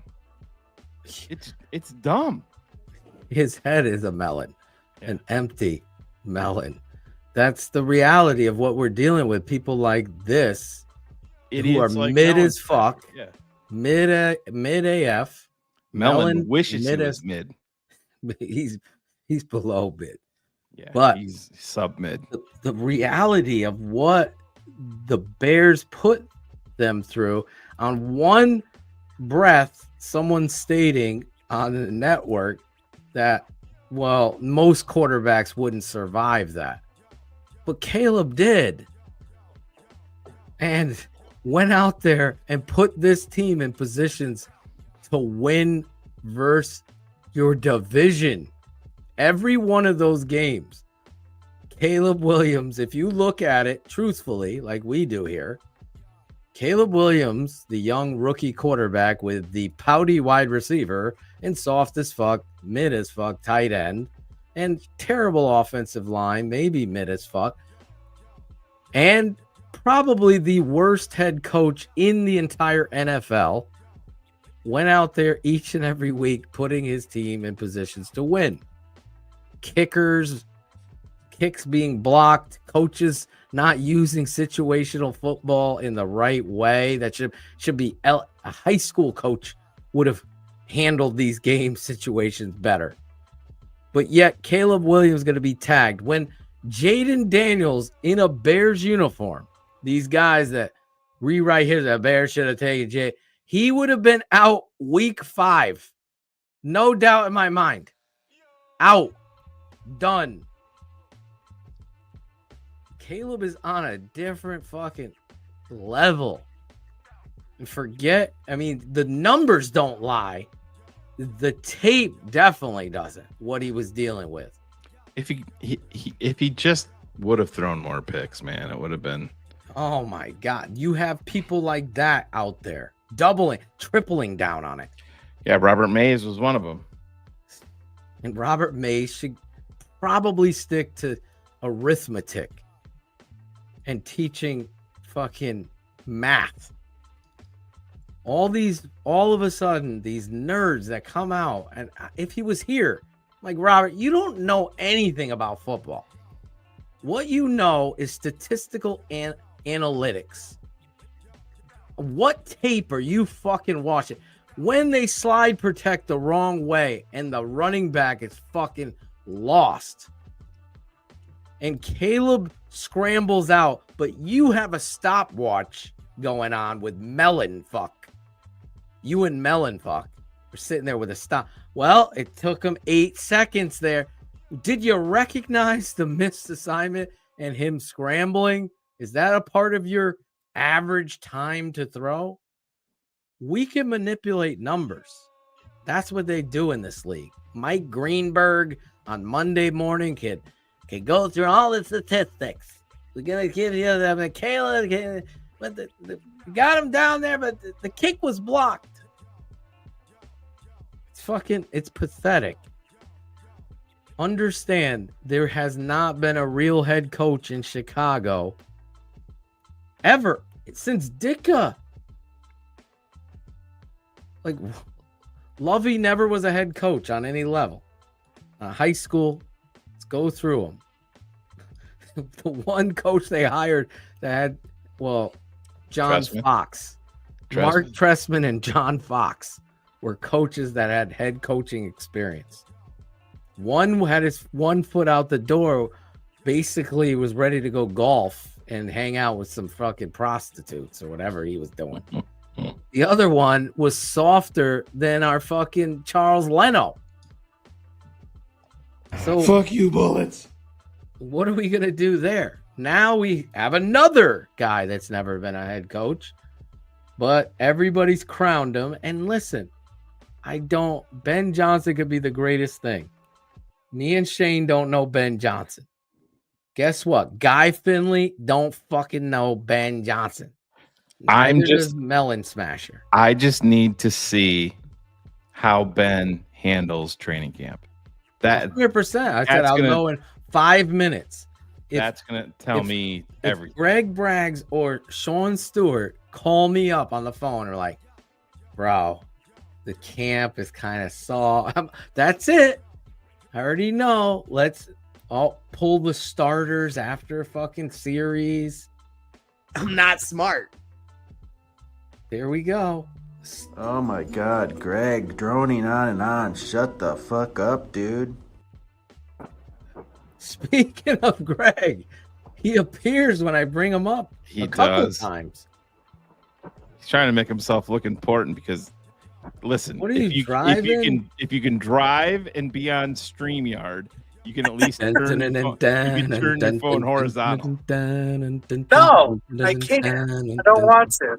This is as much as you're getting here. So, Greg, how do you feel about, like, if somebody were to say that it drives them nuts that Caleb Williams didn't throw enough interceptions? How would you react to that?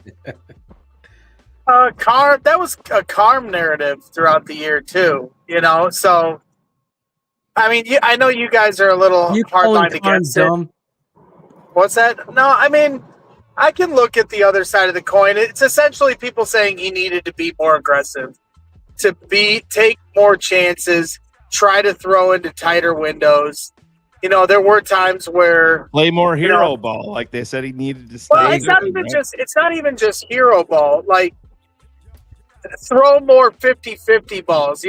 How many deep shots did you see him throw last year that were 20 yards over the guy's head? Like, give your wide receiver an opportunity to make a play. Like, remember earlier in the season when they played the Colts and he threw a 50-50 ball, but it ended up being an interception off it was kind of like a deflection pull down, where the Colts DB made a nice play on it. Yeah. And so maybe that's scared him a little bit out of throwing more of those kind of passes and letting a guy go up. He had the deep shot to Rome for 42 or 45 yards. Get the And he deep threw a shot touchdown to fucking after that. Keenan Allen. Yeah. But it's just I'm just saying, I think there's something I can look at There's the other side of it of what people. You're wrong, and he's wrong because there's zero good that comes from forcing when you're a rookie quarterback. But You that's the develop thing about it is habits, But I'm not wrong because it's not my take. I'm just saying I can at least try to see the reasoning of why somebody would say that. But Greg, can you also admit if he had forced more balls and let's say he threw 13 interceptions, those same people would be saying, right, listen, you got to cut these turnovers down. Right. Moving forward. No, 100%. You're damned if you do, damned if you don't. Exactly. I was at a college tonight at a. No, to me, clinic. the no interception streak should be celebrated. No turnovers. Do not turn. The coach's belief system is numbered down. Number 1, no turnovers. Number 2, get turnovers. The opposite can't be had when you have a franchise that has never developed a franchise quarterback. You can't get into bad habits. It's non-defensible. It's stupidity, especially Shane, help me out though, because what was the stat that Ben Johnson cited of the way they're going to play this year? As far as just it's like a points per play. What was it? EPA? No, I don't think it was EPA. It was some other acronym. For it. Yeah, I'm not. Well, whatever it was alluding to, we're not worried about turnovers. We're worried about moving the football. Yeah. Estimated points per attempt. Sean Stewart's got it. EPA. Yeah, points per. Yeah. I was right. EPA. And you know what, Greg? He is not preaching we're going to turn over the ball. We're going to take more chance. He's concisely recognizing we are going to scheme players the right way to get open. And I will back anybody into a corner and knock them out. There's no history in football that any coach is asking guys to take more chances and risks. It just it's not saying, hey, I'm going to call this play and, turnover be damned. What it is saying is if we do get a turnover, we're not going to stop playing the way we want to play the game. That would work, Greg, 100% if I was the coach. But Matt Eberflus was the coach. And as soft as puppy shit as this locker room was, as we said here, and never get bought into Matt Eberflus and all that. Once that Hail Mary, the whole thing crumbled, right? And that's just a soft showcase of the roster by the soft GM. They're allowing how are you going to take more chances if DJ Moore ain't running his fucking route? We got a levels concept. You got to get to your spot, your alignment. Right. Landmark. You're not there. If people are jogging, especially with a young quarterback, he's learning too. Well, and it's interesting because I know you guys were asking, hey, we're going to know at training camp what this coach is all about. And I know there was a lot of clips shared of the coaches being loud. So that's good. That's step one. They should be loud getting on these rookies. But Hogue and some of the other guys that were there did report, or at least brought up on our show, they were pretty dialed back. They weren't going too hard at rookie minicamp. Obviously, they were getting at him about technique, but there was, I don't think, any 11-on-11s played, just 7-on-7s. So I think I'm hoping at OTAs that we hear a different tone, because Mitch Holthus, who's the voice of the Chiefs, he's become somewhat of a buddy of mine. He's good friends with Cap. They call college basketball games together. You should hear him talk about the way the Chiefs prepare every summer and how they treat the summer like it's the season, and they treat week 1 of the regular season like it's the playoffs. And I understand that this is the first year of an installation of an offense and a head coach, and so they don't have to go gangbusters at rookie minicamp. I'm not suggesting that, but at some point, you got to crank it up a notch, and I'd prefer training camp. You got to, Greg. This is where, listen, you're a bricklayer. Right. This is your fucking foundation. This is year 1. This is where you're establishing that. Right. You cannot. This can't be Club Med, man. It cannot be. If they do that, it's a massive mistake. Massive. Yeah, I agree. It's time to turn it up a notch. Hey, you can't come in first day, your first team is talking about dominating, not just winning, but dominating. And then, come to OTAs next week and dial back and not have any 11 on 11s. And, like last year was the craziest I've ever seen a training camp in regards to pushing the envelope. They would spend, it's 2-hour practices, and for an hour and 15 minutes, they were doing nothing. Not even one-on-ones. They were just like stretching and walkthroughs, and like it was slow processed. And then by the time we got to the hour 15 mark, that's when the one-on-one started, and then you get maybe 20 minutes of 11 on 11, 7 on 7. So you want to be, the opposite of that. Getting into if you're having a 2-hour practice, you better be getting an hour and a half of healthy scrimmaging against each other. 100%. And I want to go back to Caleb because I watched your show with Carm, and he's never coached. So as a coach, that you can never teach your quarterback to take risks, because then that's where you develop bad habits. And when you have a coaching staff that's in shambles and you take back, and I heard Carm, and I'm paraphrasing him here, and I think he needs to listen to himself. When you look at the numbers that Caleb put up, they're way better than you could even imagine, as the fans are pointing out and that we've pointed out. In the chaos, he did what no Bear quarterback has ever done. Correct. Most of them would crumble, like Cade McNown, who couldn't get it across the 50-yard line. Cade McNown had a competent offensive coordinator. This guy had nothing. And there was all this finger pointing, and he's still doing, because he's got so much talent. And that's where you hope everything meets the road. I know for a fact, I know in my heart, I'll say, not for a fact, that there's no way Jaden Daniels would have survived. There's just no way he could hold up the beating that Caleb took. But I mean, and I'm not saying you're battled. I'm not saying you're wrong. And I think Caleb's ceiling is higher than any quarterback we've ever had here in Chicago. 100%. That being said, and I'm not, again, I want to preface this twice so we're clear.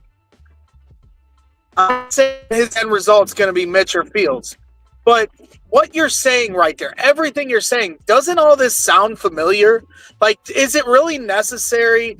Why do you feel it's necessary to even have to say those things? Like citing his statistics or citing how somebody else wouldn't be able to flourish because of X, Y, and Z. Like, we did this with the last 2 quarterbacks. And my whole mantra this whole offseason is like, no more talk, prove it. Go out and show it. And so I don't really care about the excuses of what Jaden would have or wouldn't have done here, or what yards or numbers he put up last year. It wasn't good enough. And okay, it's his rookie year, and I'm certainly going to keep an open mind. But same time, it's time to put up or shut up. I want to answer you truthfully, because there is a grand showcase of phony frauds creating a narrative that it ain't good enough. He wasn't good. He's terrible at. That's why we're bringing it up, because that isn't true. That isn't true. He would have won the Minnesota game. He should have won the first Green Bay game. The Washington game should have been won. And then the narrative is completely different in a team sport. But you're 100% right where I agree with you. He's got to go out and do it. But I wanted to answer the reason why is because every day, Shane and I, that we aren't on the air every day like you, we have to hear this lame ass narrative about a young quarterback that I agree with you. That's the best quarterback I've ever seen in a Bears uniform. Get abused all over the place, nationally and locally, by these talking heads. And I'm not doing that. I'm going to educate this fan base the right way. And it's not blowing smoke anybody's ass. And I think the truth just lies in the middle, and it's just, sports talk becomes polar extremes, and it's almost like every action has a reaction. So when somebody says it was a bad year, then our reaction is to prove how it was a good year.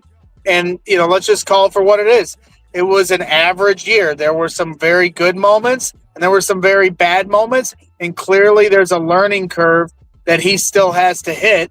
That being said, I do think, to give Adam Hogue credit, when he talked about what Caleb Williams' floor is when they were looking to draft him, I think last year proved that point, that if that's his floor, that's the best floor we've ever seen for a Bears quarterback, not just a rookie quarterback. Can you bring up CJ Stroud stats?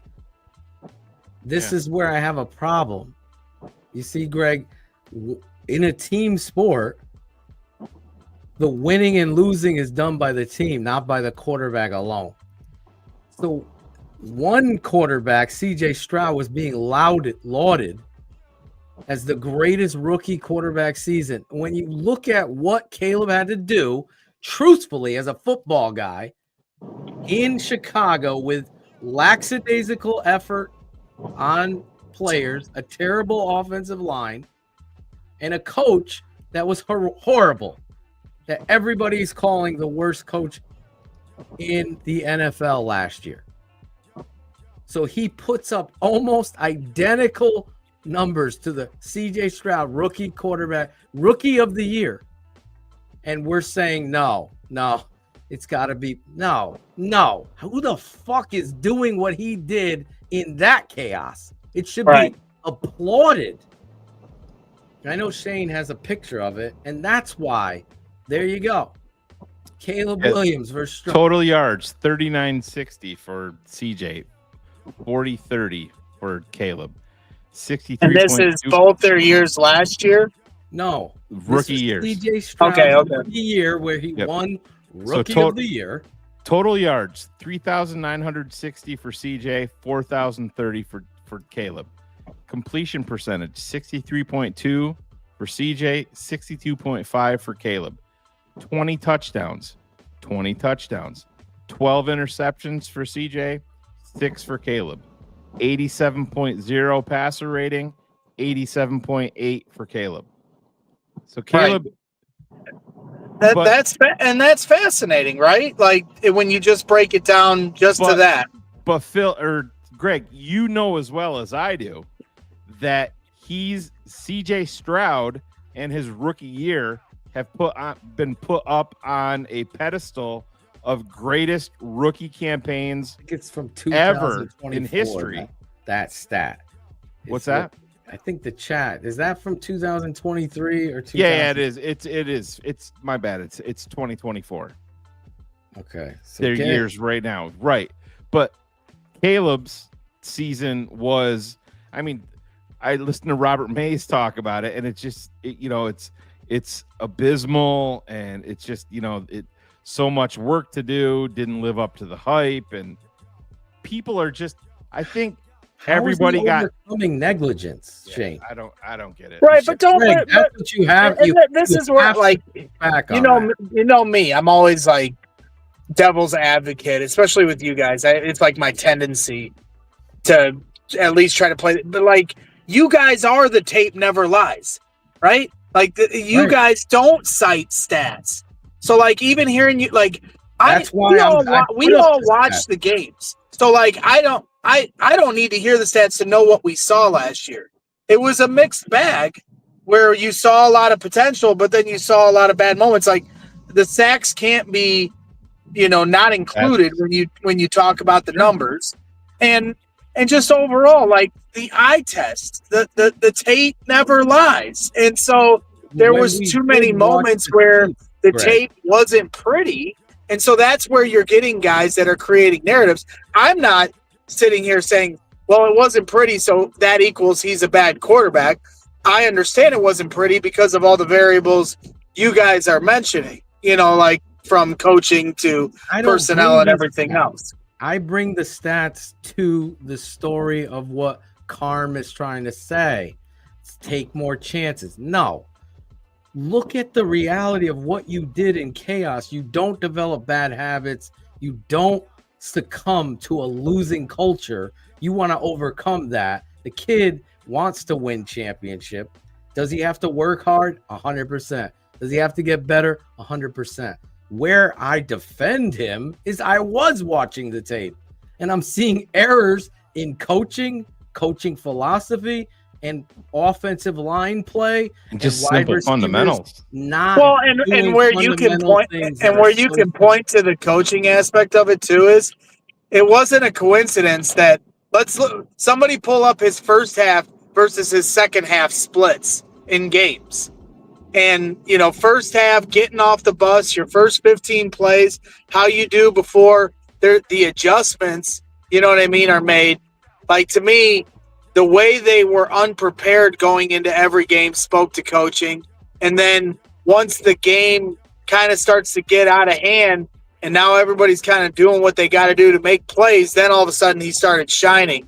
So however they got to figure it out, I mean, I'm not going to excuse him of any responsibility for not starting fast, but they got to get that shit figured out. 100%.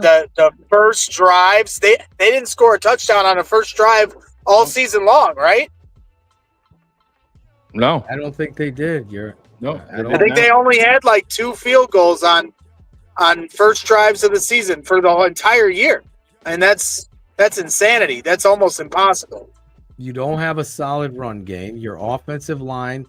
How would you describe last year's offensive line? Let me put you in the corner. What would you describe it as if you were to? Oh, he left. That's how much of a description he had. He didn't want to deal with that. Either that or Carm was calling him, being like, "What the fuck are you talking about, Greg?" G-Man, go back in time. Jesus Christ. Yeah, G-Man's upset because we're not talking about the fucking schedule. Like, who gives a fuck about the fucking schedule? We're having a great discussion here. If you're just tuning in, the draft is over. Don't talk about it. Draft to answer your question, I mean, the offensive line was. Greg, look at your screen. Why? What is it? What's wrong with it? Oh God. Jim Larson, 199.99. Fuck Green Bay. Fuck Greg Braggs. The world would love to know. Yeah, the world may never know. Oh my God, Greg, droning on and on. Shut the fuck up, dude. No, Greg has some great points, and I like when he does that. He plays the middle. I'm watching the tape though, so I'm looking at, holy shit, this kid's gonna get killed. Like, think of this. Like, you're a coach. I know you're not, but let's just put you in the coach. And your left tackle goes out. So you got to throw in a rookie left tackle that was hurt all of camp, that just started practicing. Are you going to leave that kid on an island by himself on national television? No. Right.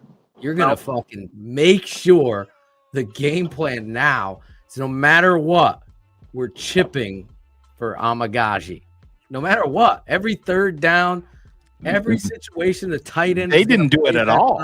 They didn't do it once. Not one. Not one time. I go, what world are we in? This is coaching. That's where it fucking matters. I've always said it. I know some chick is on the air. She's like, well, one might say that coaching is important, right? To Ryan Poles. You're the biggest free agent signing. I think our girl Courtney even said it. Yeah, I've been saying this for fucking how many years? The head coach is the most important free agent out of everything. Most important signing, the most important. So I don't know Ben Johnson, Greg.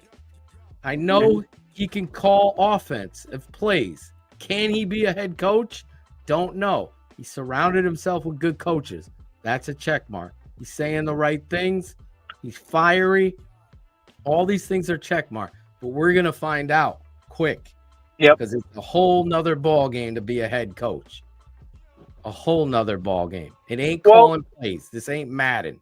Well, and they immediately addressed it. As soon as the offseason started in free agency, they get the interior of the offensive line shored up. When you asked me earlier what I thought of the offensive line, obviously riding with Nate Davis into the regular season was an embarrassment.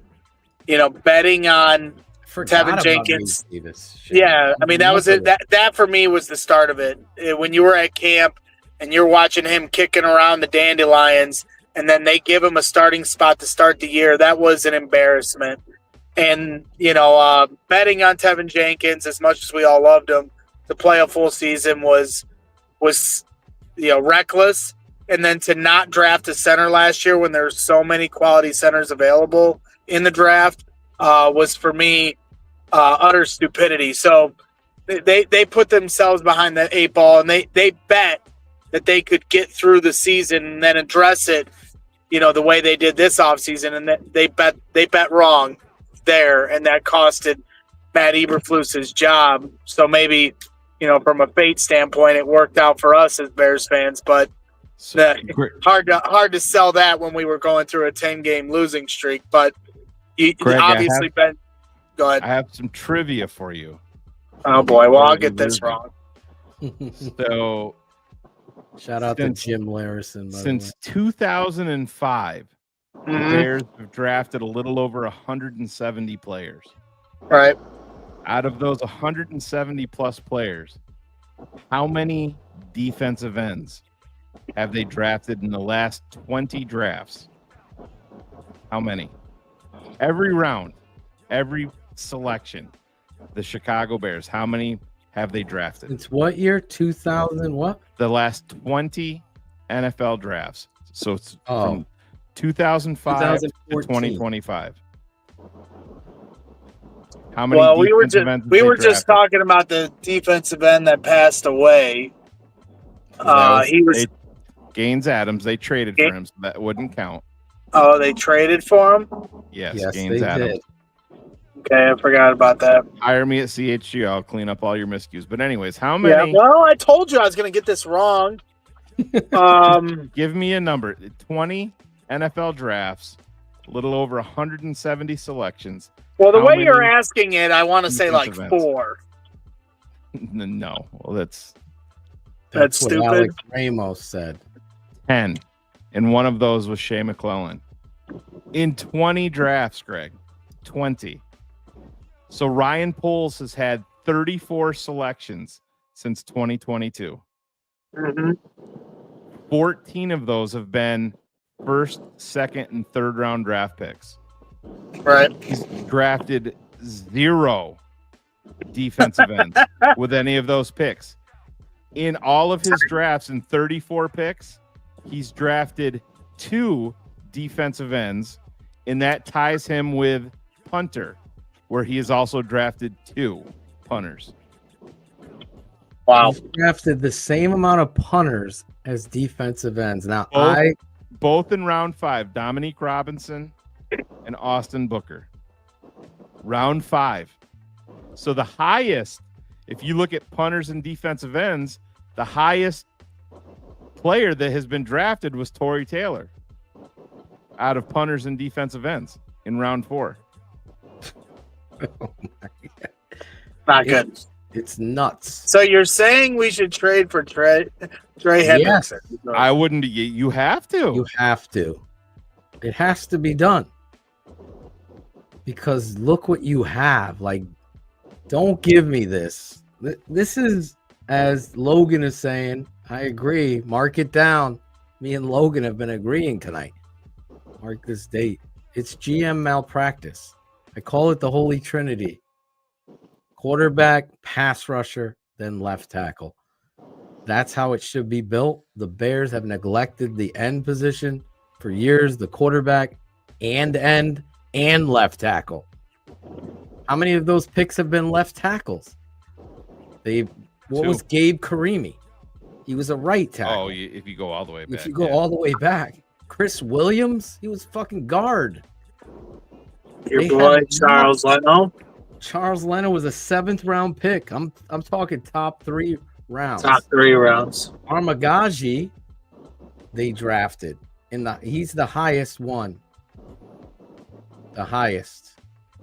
Well, before I go, because I thought you were having me on to talk about the schedule. We are going to talk about the schedule. No, right I gotta go. I gotta go here in a minute, but I do like how it lays out as far as I think they could start 3-1.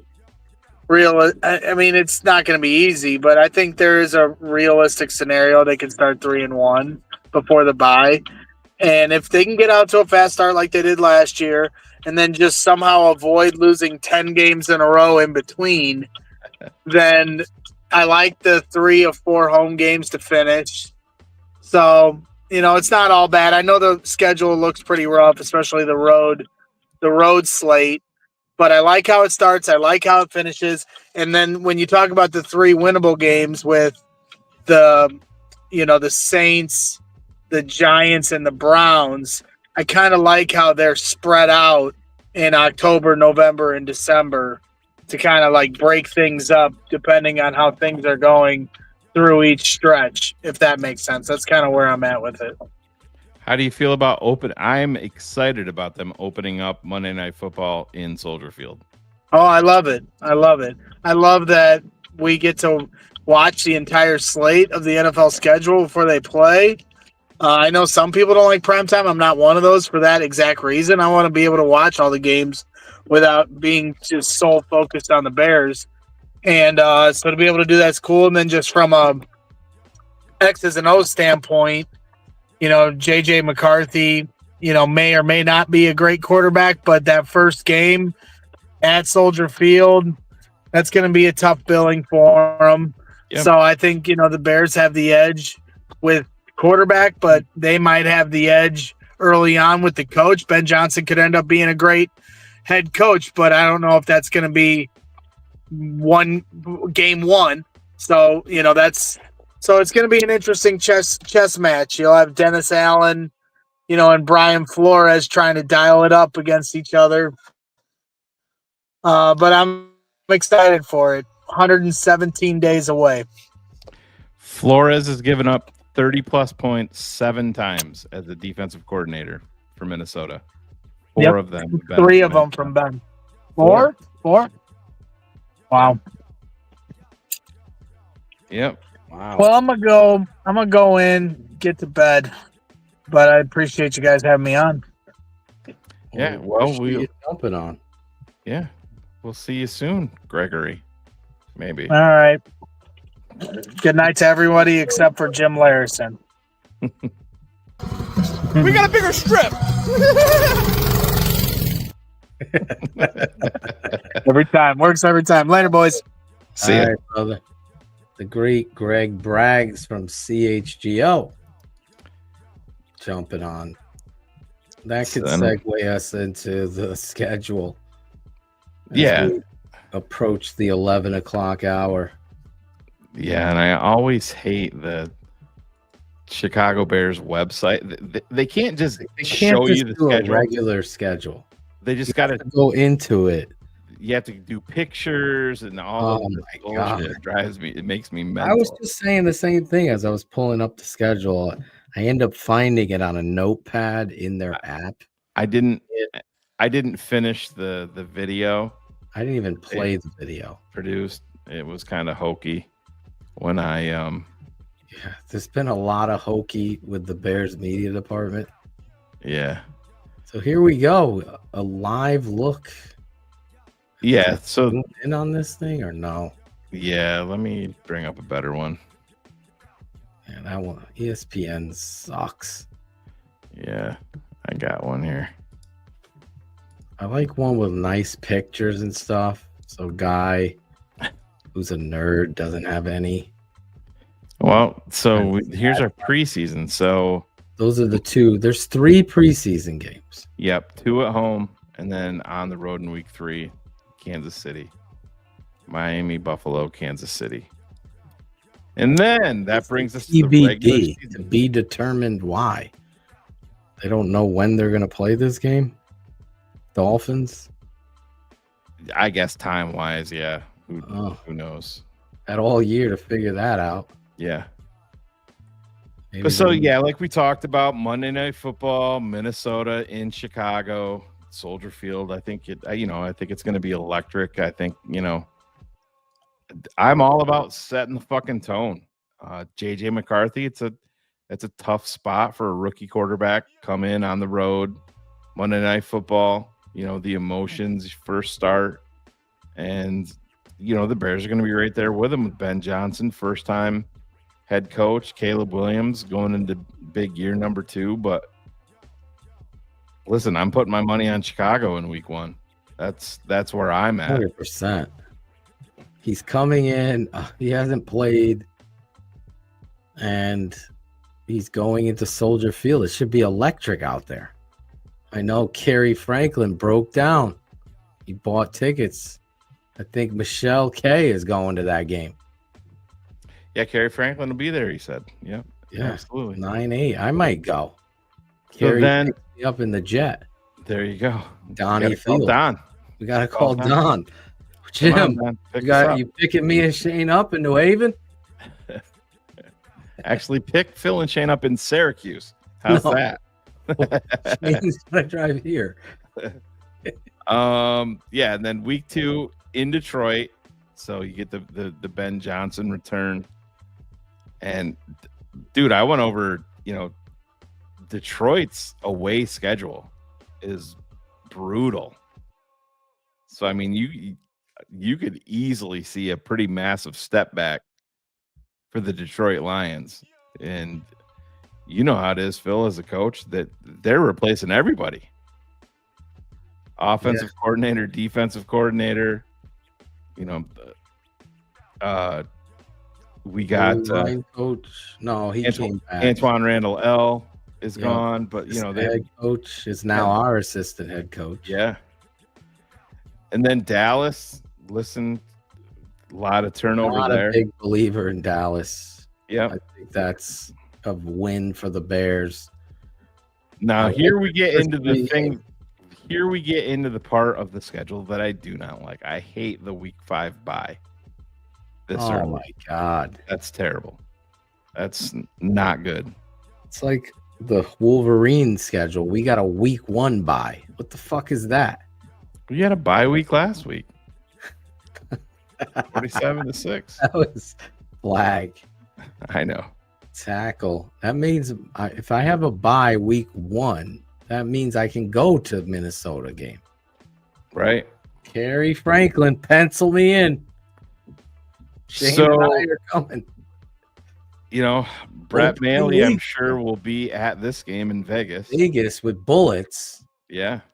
Bullets and his beautiful wife will be there probably. September 28th. Yes, she is a Dodgers fan, so I love her. She also, I'm buying her a Cairo Santos jersey to wear to the game. Bullets also a punter out kicking his coverage. Yeah, he wishes he could kick like Cairo. And then you have the Washington rematch. Yes. Bum. Apollo versus Rocky. Yep. Little what is this? Sunday Night Football? Is that what this one is? Yeah, Sunday at 3:25. Then Monday we have another Monday night game. Yep, you get the Monday night game. You get the New Orleans Saints. Will be there, right? Yeah, it's kind of crazy. All these, you got the prime time. Away. Which time is that Cowboys game? That's got to be at 4 o'clock, no? Yeah, 3:25. So it's 4:30 for us. Yeah. Love those games. Yeah, so they're all. So we have a noon game. So in the first 7 weeks, you have one At Detroit. and then the Saints. And then you get a couple. You get a nice little run there of noon. We home versus the Ravens? No, in Baltimore. Shit. I might be able to go to that one. So that's October 26th. Yeah. Well, and then you got the Commanders game too. I know Cherie will be there. We had talked about that a little bit too. That's Why are we at Washington? We played at Washington last year. yeah, but it all depends on where you finish in the division and all of that.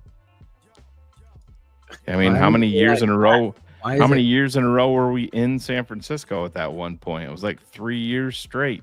Oh yeah, that's right. Fucking hate that. Yep.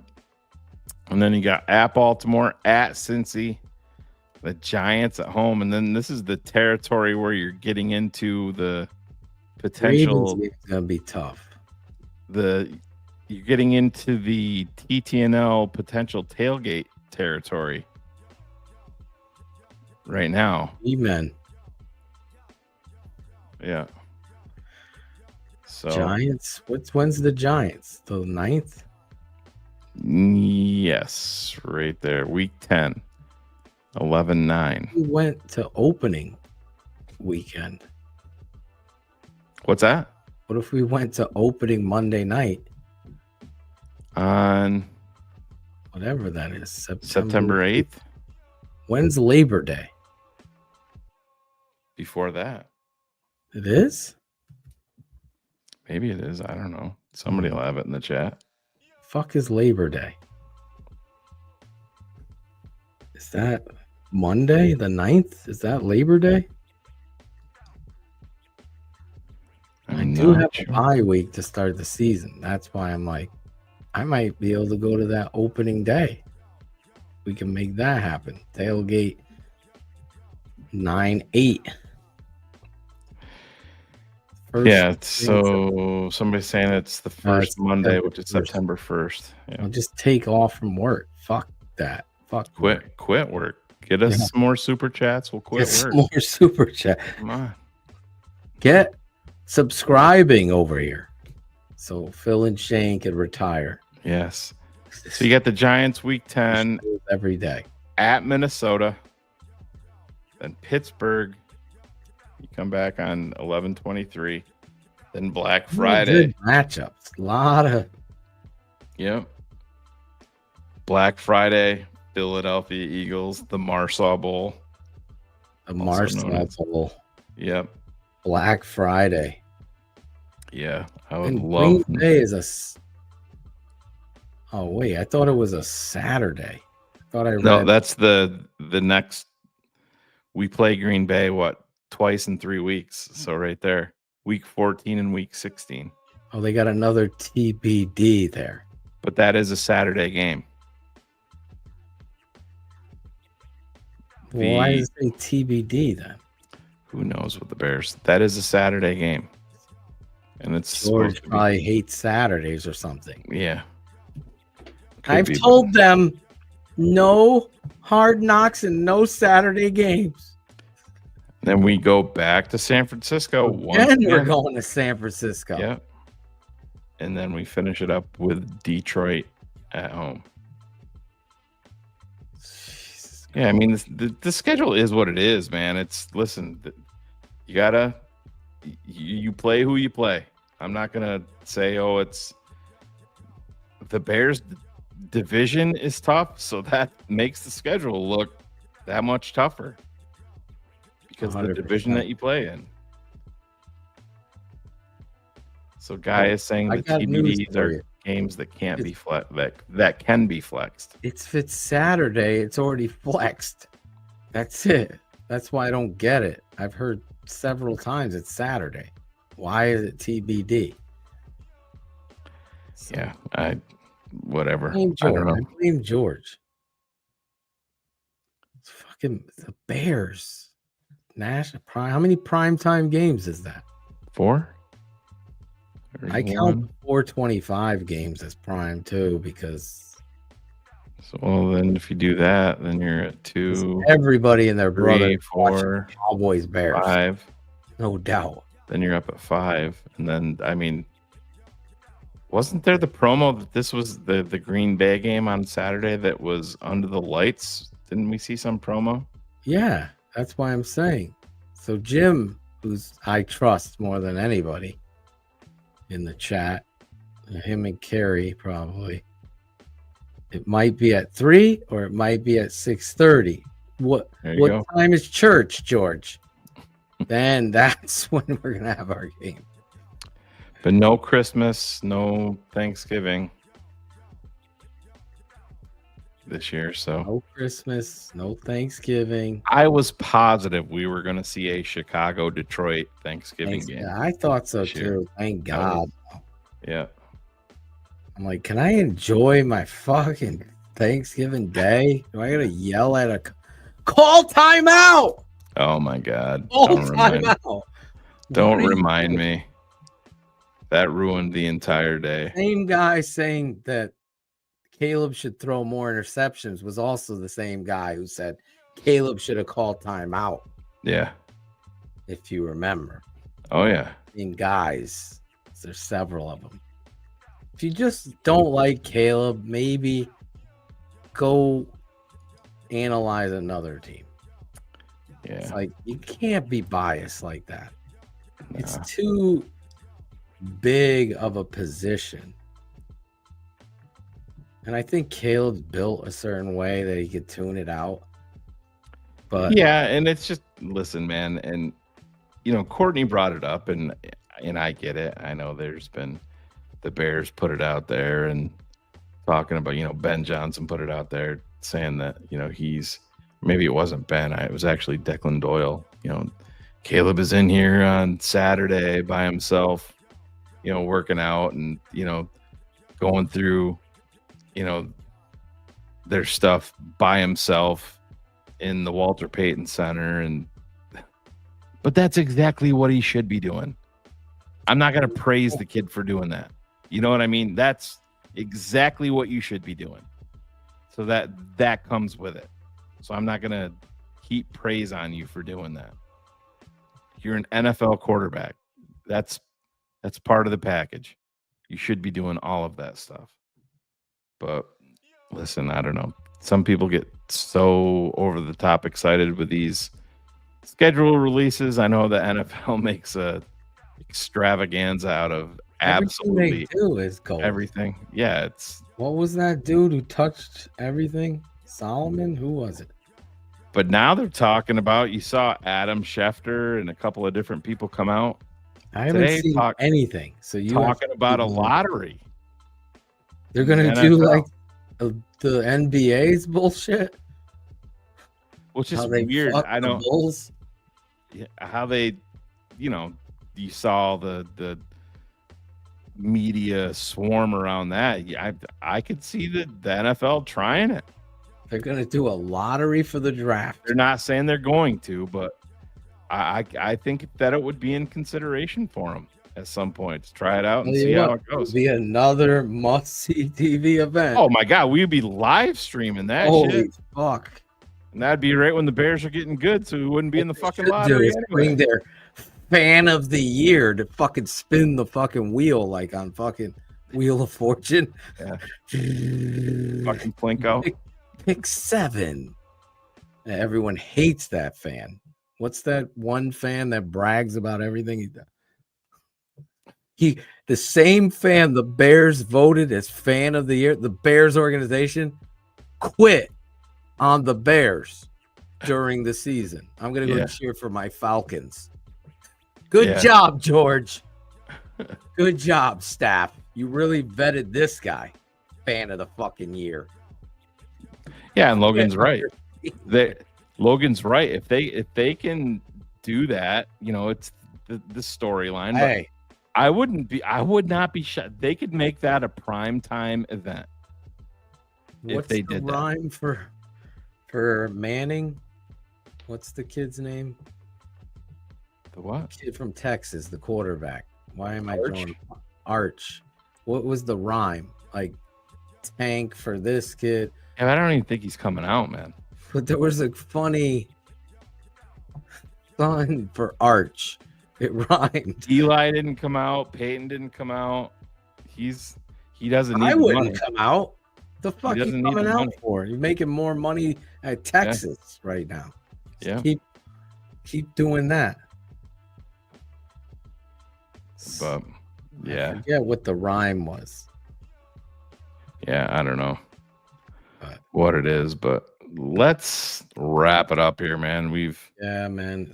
We hit that 11 o'clock mark. Yeah, we're right there. Did we get through? I don't think we did get through all of these. Well, we always could go back to Jim. We got to do the super chats. Yeah. Jim has coached us up. Got to do those super chats sooner. Shane, do you have the full position breakdowns? Where are all the picks going towards? I think he's talking about the draft breakdowns, for the Bears. And yeah, it's just, I mean, if you go to just type in Pro Football Reference has it. You type in Chicago Bears draft history, it'll bring it up right year by year. And I mean, I don't have it. We could put something together and just show, where they're going, but it's the Bears draft a lot of fucking linebackers. I'll tell you that. They draft a lot of wide receivers. Oh my God. Please, we forgot. I know. Let's get through the super chats, but I have to say this. It might be for a longer discussion next week, but can we stop? Can we unretire some of these fucking numbers? Oh, yeah. Make a ring of honor. Why the fuck is Brian Urlacher's number not being worn, but Mike Singletary's is? What the fuck with these jerseys? Right. And why is no one wearing 0? Oh, Adam Rank, the Muffin Man. That's why. That's why. That's a problem. And now that, I mean, they didn't announce it, but clearly nobody's taken 76 because they're doing that out of honor for Mongo rather than just giving it to embrace Mongo right the right way by putting it on a fucking young stud. Right. And they're so ass backwards. They are. They really are. Mike G, $5 could have had Williams and Ursery and still gotten Burden and Johnson and Scadaboo with no effort. Yeah, we talked about it, Mike. We're kind of right there with you. We put our names to it, what we would have done different. Rob Thames, $4.99. I remember Lovey saying Shane McClellan would play special teams, and he was picked at 19. Yeah, I mean, that was I was sick. I had hope for him. Yeah, Chandler Jones. We should have taken Syracuse Chandler. guy. That's what we wanted. Went right after. Yeah. I also like Bruce Irvin over Shea McClellan. Yeah. But he went before Shea, He no? went way. He went like 14th to Seattle. Gerban. Yeah, there's a Bills behind the scenes draft video on YouTube, and it's 17:25 mark. Bills GM smiles as he works polls for an extra pick. We gotta see that video. I did see it. Yeah, they're going Send it to back me. and forth, and they kind of had it, worked out. Bitch ass. Greg Braggs, big spend of $2. I'm also a bozo. Only $2. Only $2. Why is he a bozo? Well, Greg, in comparison to Jim, he beat you by a lot. Yeah, by 100 and what? Jim was 199. Yeah, 99, 197.99. Who wore 97 for the Bears? Chris Zorich. He did. And who was the running mate for a little while with Jim Flanagan that wore number 97? That was big Greg Wells, something. Mike. Mike Wells. Yes. Out of Pankles. Iowa. Mr. Iowa. Pankles. Iowa doing good, doing well. Very happy. Very happy. Nicholas, our guy Nick, $9.99. All this blame on Caleb for the losses by these clowns, but the same clowns will be the first ones that saying if it's Ben Johnson or everything else under the sun if they're winning. 100%. Nick. Yeah. Hit it out of the park. Jim Larison t-shirt. Melon Smasher before I had to ban him for his nonsense. Don't ignore Caleb was second in the league with 10 fumbles, which I looked up, and Caleb was not second in the NFL. So you're full of shit. Enjoy your ban.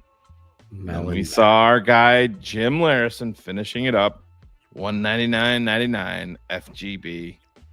Take that however you want. I don't think it has anything to do with Green Bay, but I could be wrong. Look at that dude. Do we Handsome guy. put G-Man back? If this is the Bears podcast, is it ever going to have faith in your team? You have to turn it around sometime. Why can't it be now? Just have some faith in your team. G-Man is the exact kind of fan that George loves. Don't hold us accountable. Just have faith. We never win. We always fuck things up. But you know what? There's always next year. Raise those ticket prices. Yeah. G-Man's the one. Jeez. Yeah. I want to watch G-Man show. Yeah. Invite him on. Yeah. Everything's great. Yeah, boss. Love everything. Welcome to Sunshine and Rainbows with your guy G-Man. We would have to bring Casey Kasem back for that. Harris Curry was just talent and a few receptions away from a Hall of Fame career. Do you know the Muffin Man? Yes. So does G-Man. You know, at least he comes out in the parking lot and says hello to us. He does. What other owner does that? That's right. I got in trouble Raise for that. those ticket prices. I got in trouble for that in Buffalo when he came down and said TTNL is here. And one of our fans in the YouTube comments was, you're pussy. You didn't tell him exactly what the fuck you thought of him. You know, I'm like, yeah, okay, because that would have gotten me real far removed from the stadium, and I'm there with my son. But yeah, cool. I wish we can use like copyrighted music, like George Michael. We could play out like everyone that had faith in the Bears. Right. Have faith, the faith. And then you just put up their posts.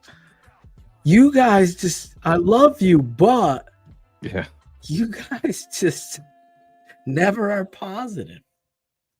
Anyway. That's why we don't draft defensive ends. Me said Deo. I know that's not how you Shout pronounce out his to the name, show. but if the Bears Soldier Field PA and sound team doesn't do that after every Deo sack, they're fucking crazy. Just do it. Well, I don't know that they do anything right. No, I have faith. I have faith. You, Logan, G-Man, and Kerry Franklin.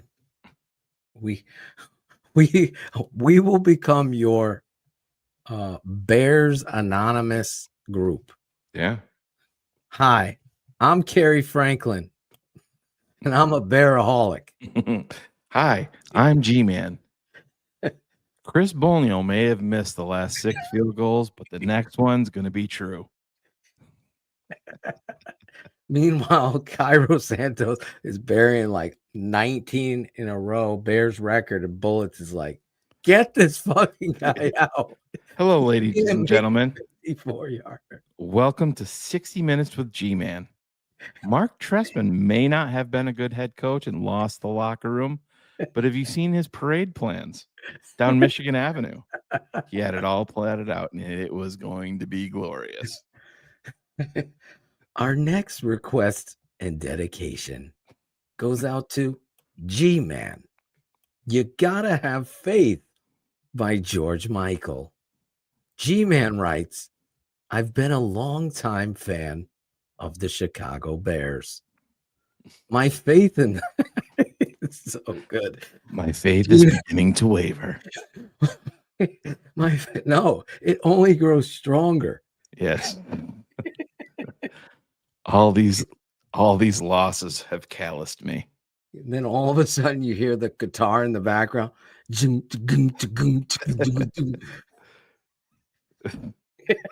wonder if G-Man's got kids. He does, definitely. Kid got arrested for meth, you know, Honey, he's he learning. slaughtered a litter of puppies. He's like, it's okay, buddy.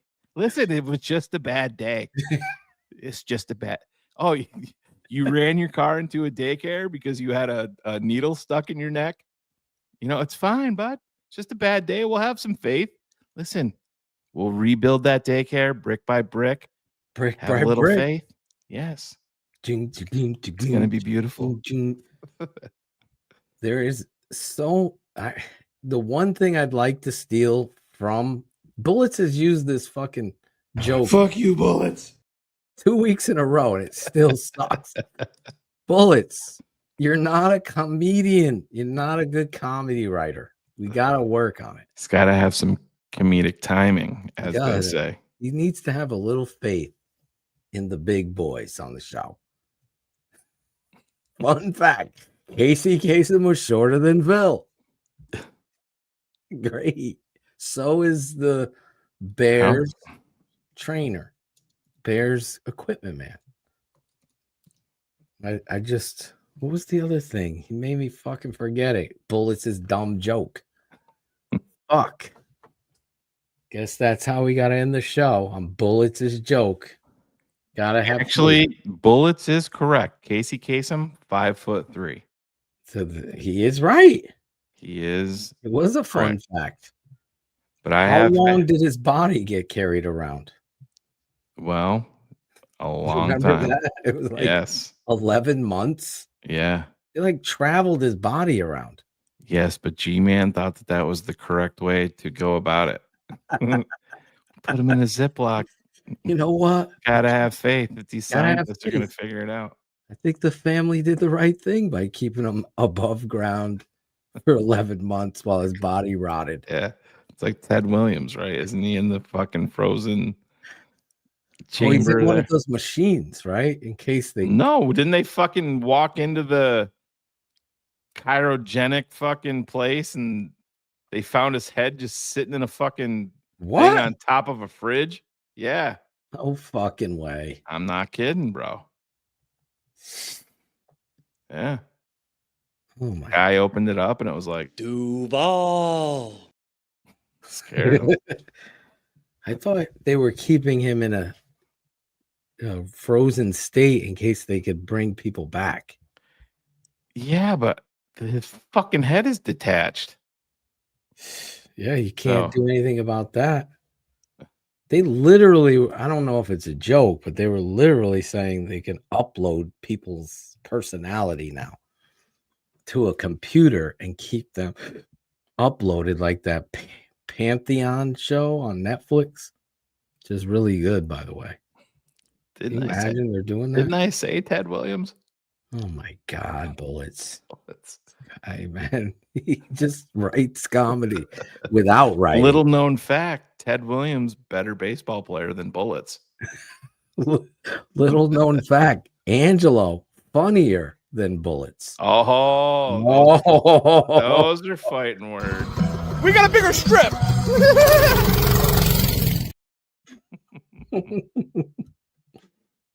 How about this? We You can pay both. We pay easily. both, DS. We all are happy.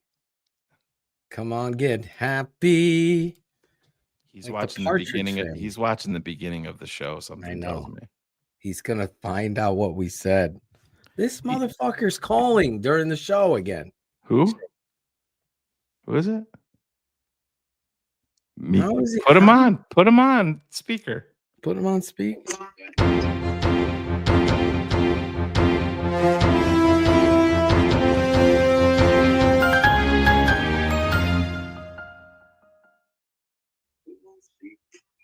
Is he there? He's missing. He was blurted out by the drop. Oh my God, you fucking suck, Phil. Come on, man. I said he's funnier than you. I didn't say he's a better writer. Funnier looking, but not funnier than me. Come on, man. Bring Bullets on the show.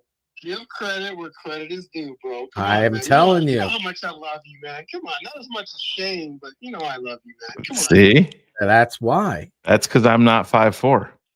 You're still my number one. Shane is also taller than Casey Kasem. I am. I just didn't know if you knew that. Bullets. Tell everybody how your day went. Tell everyone how your day went.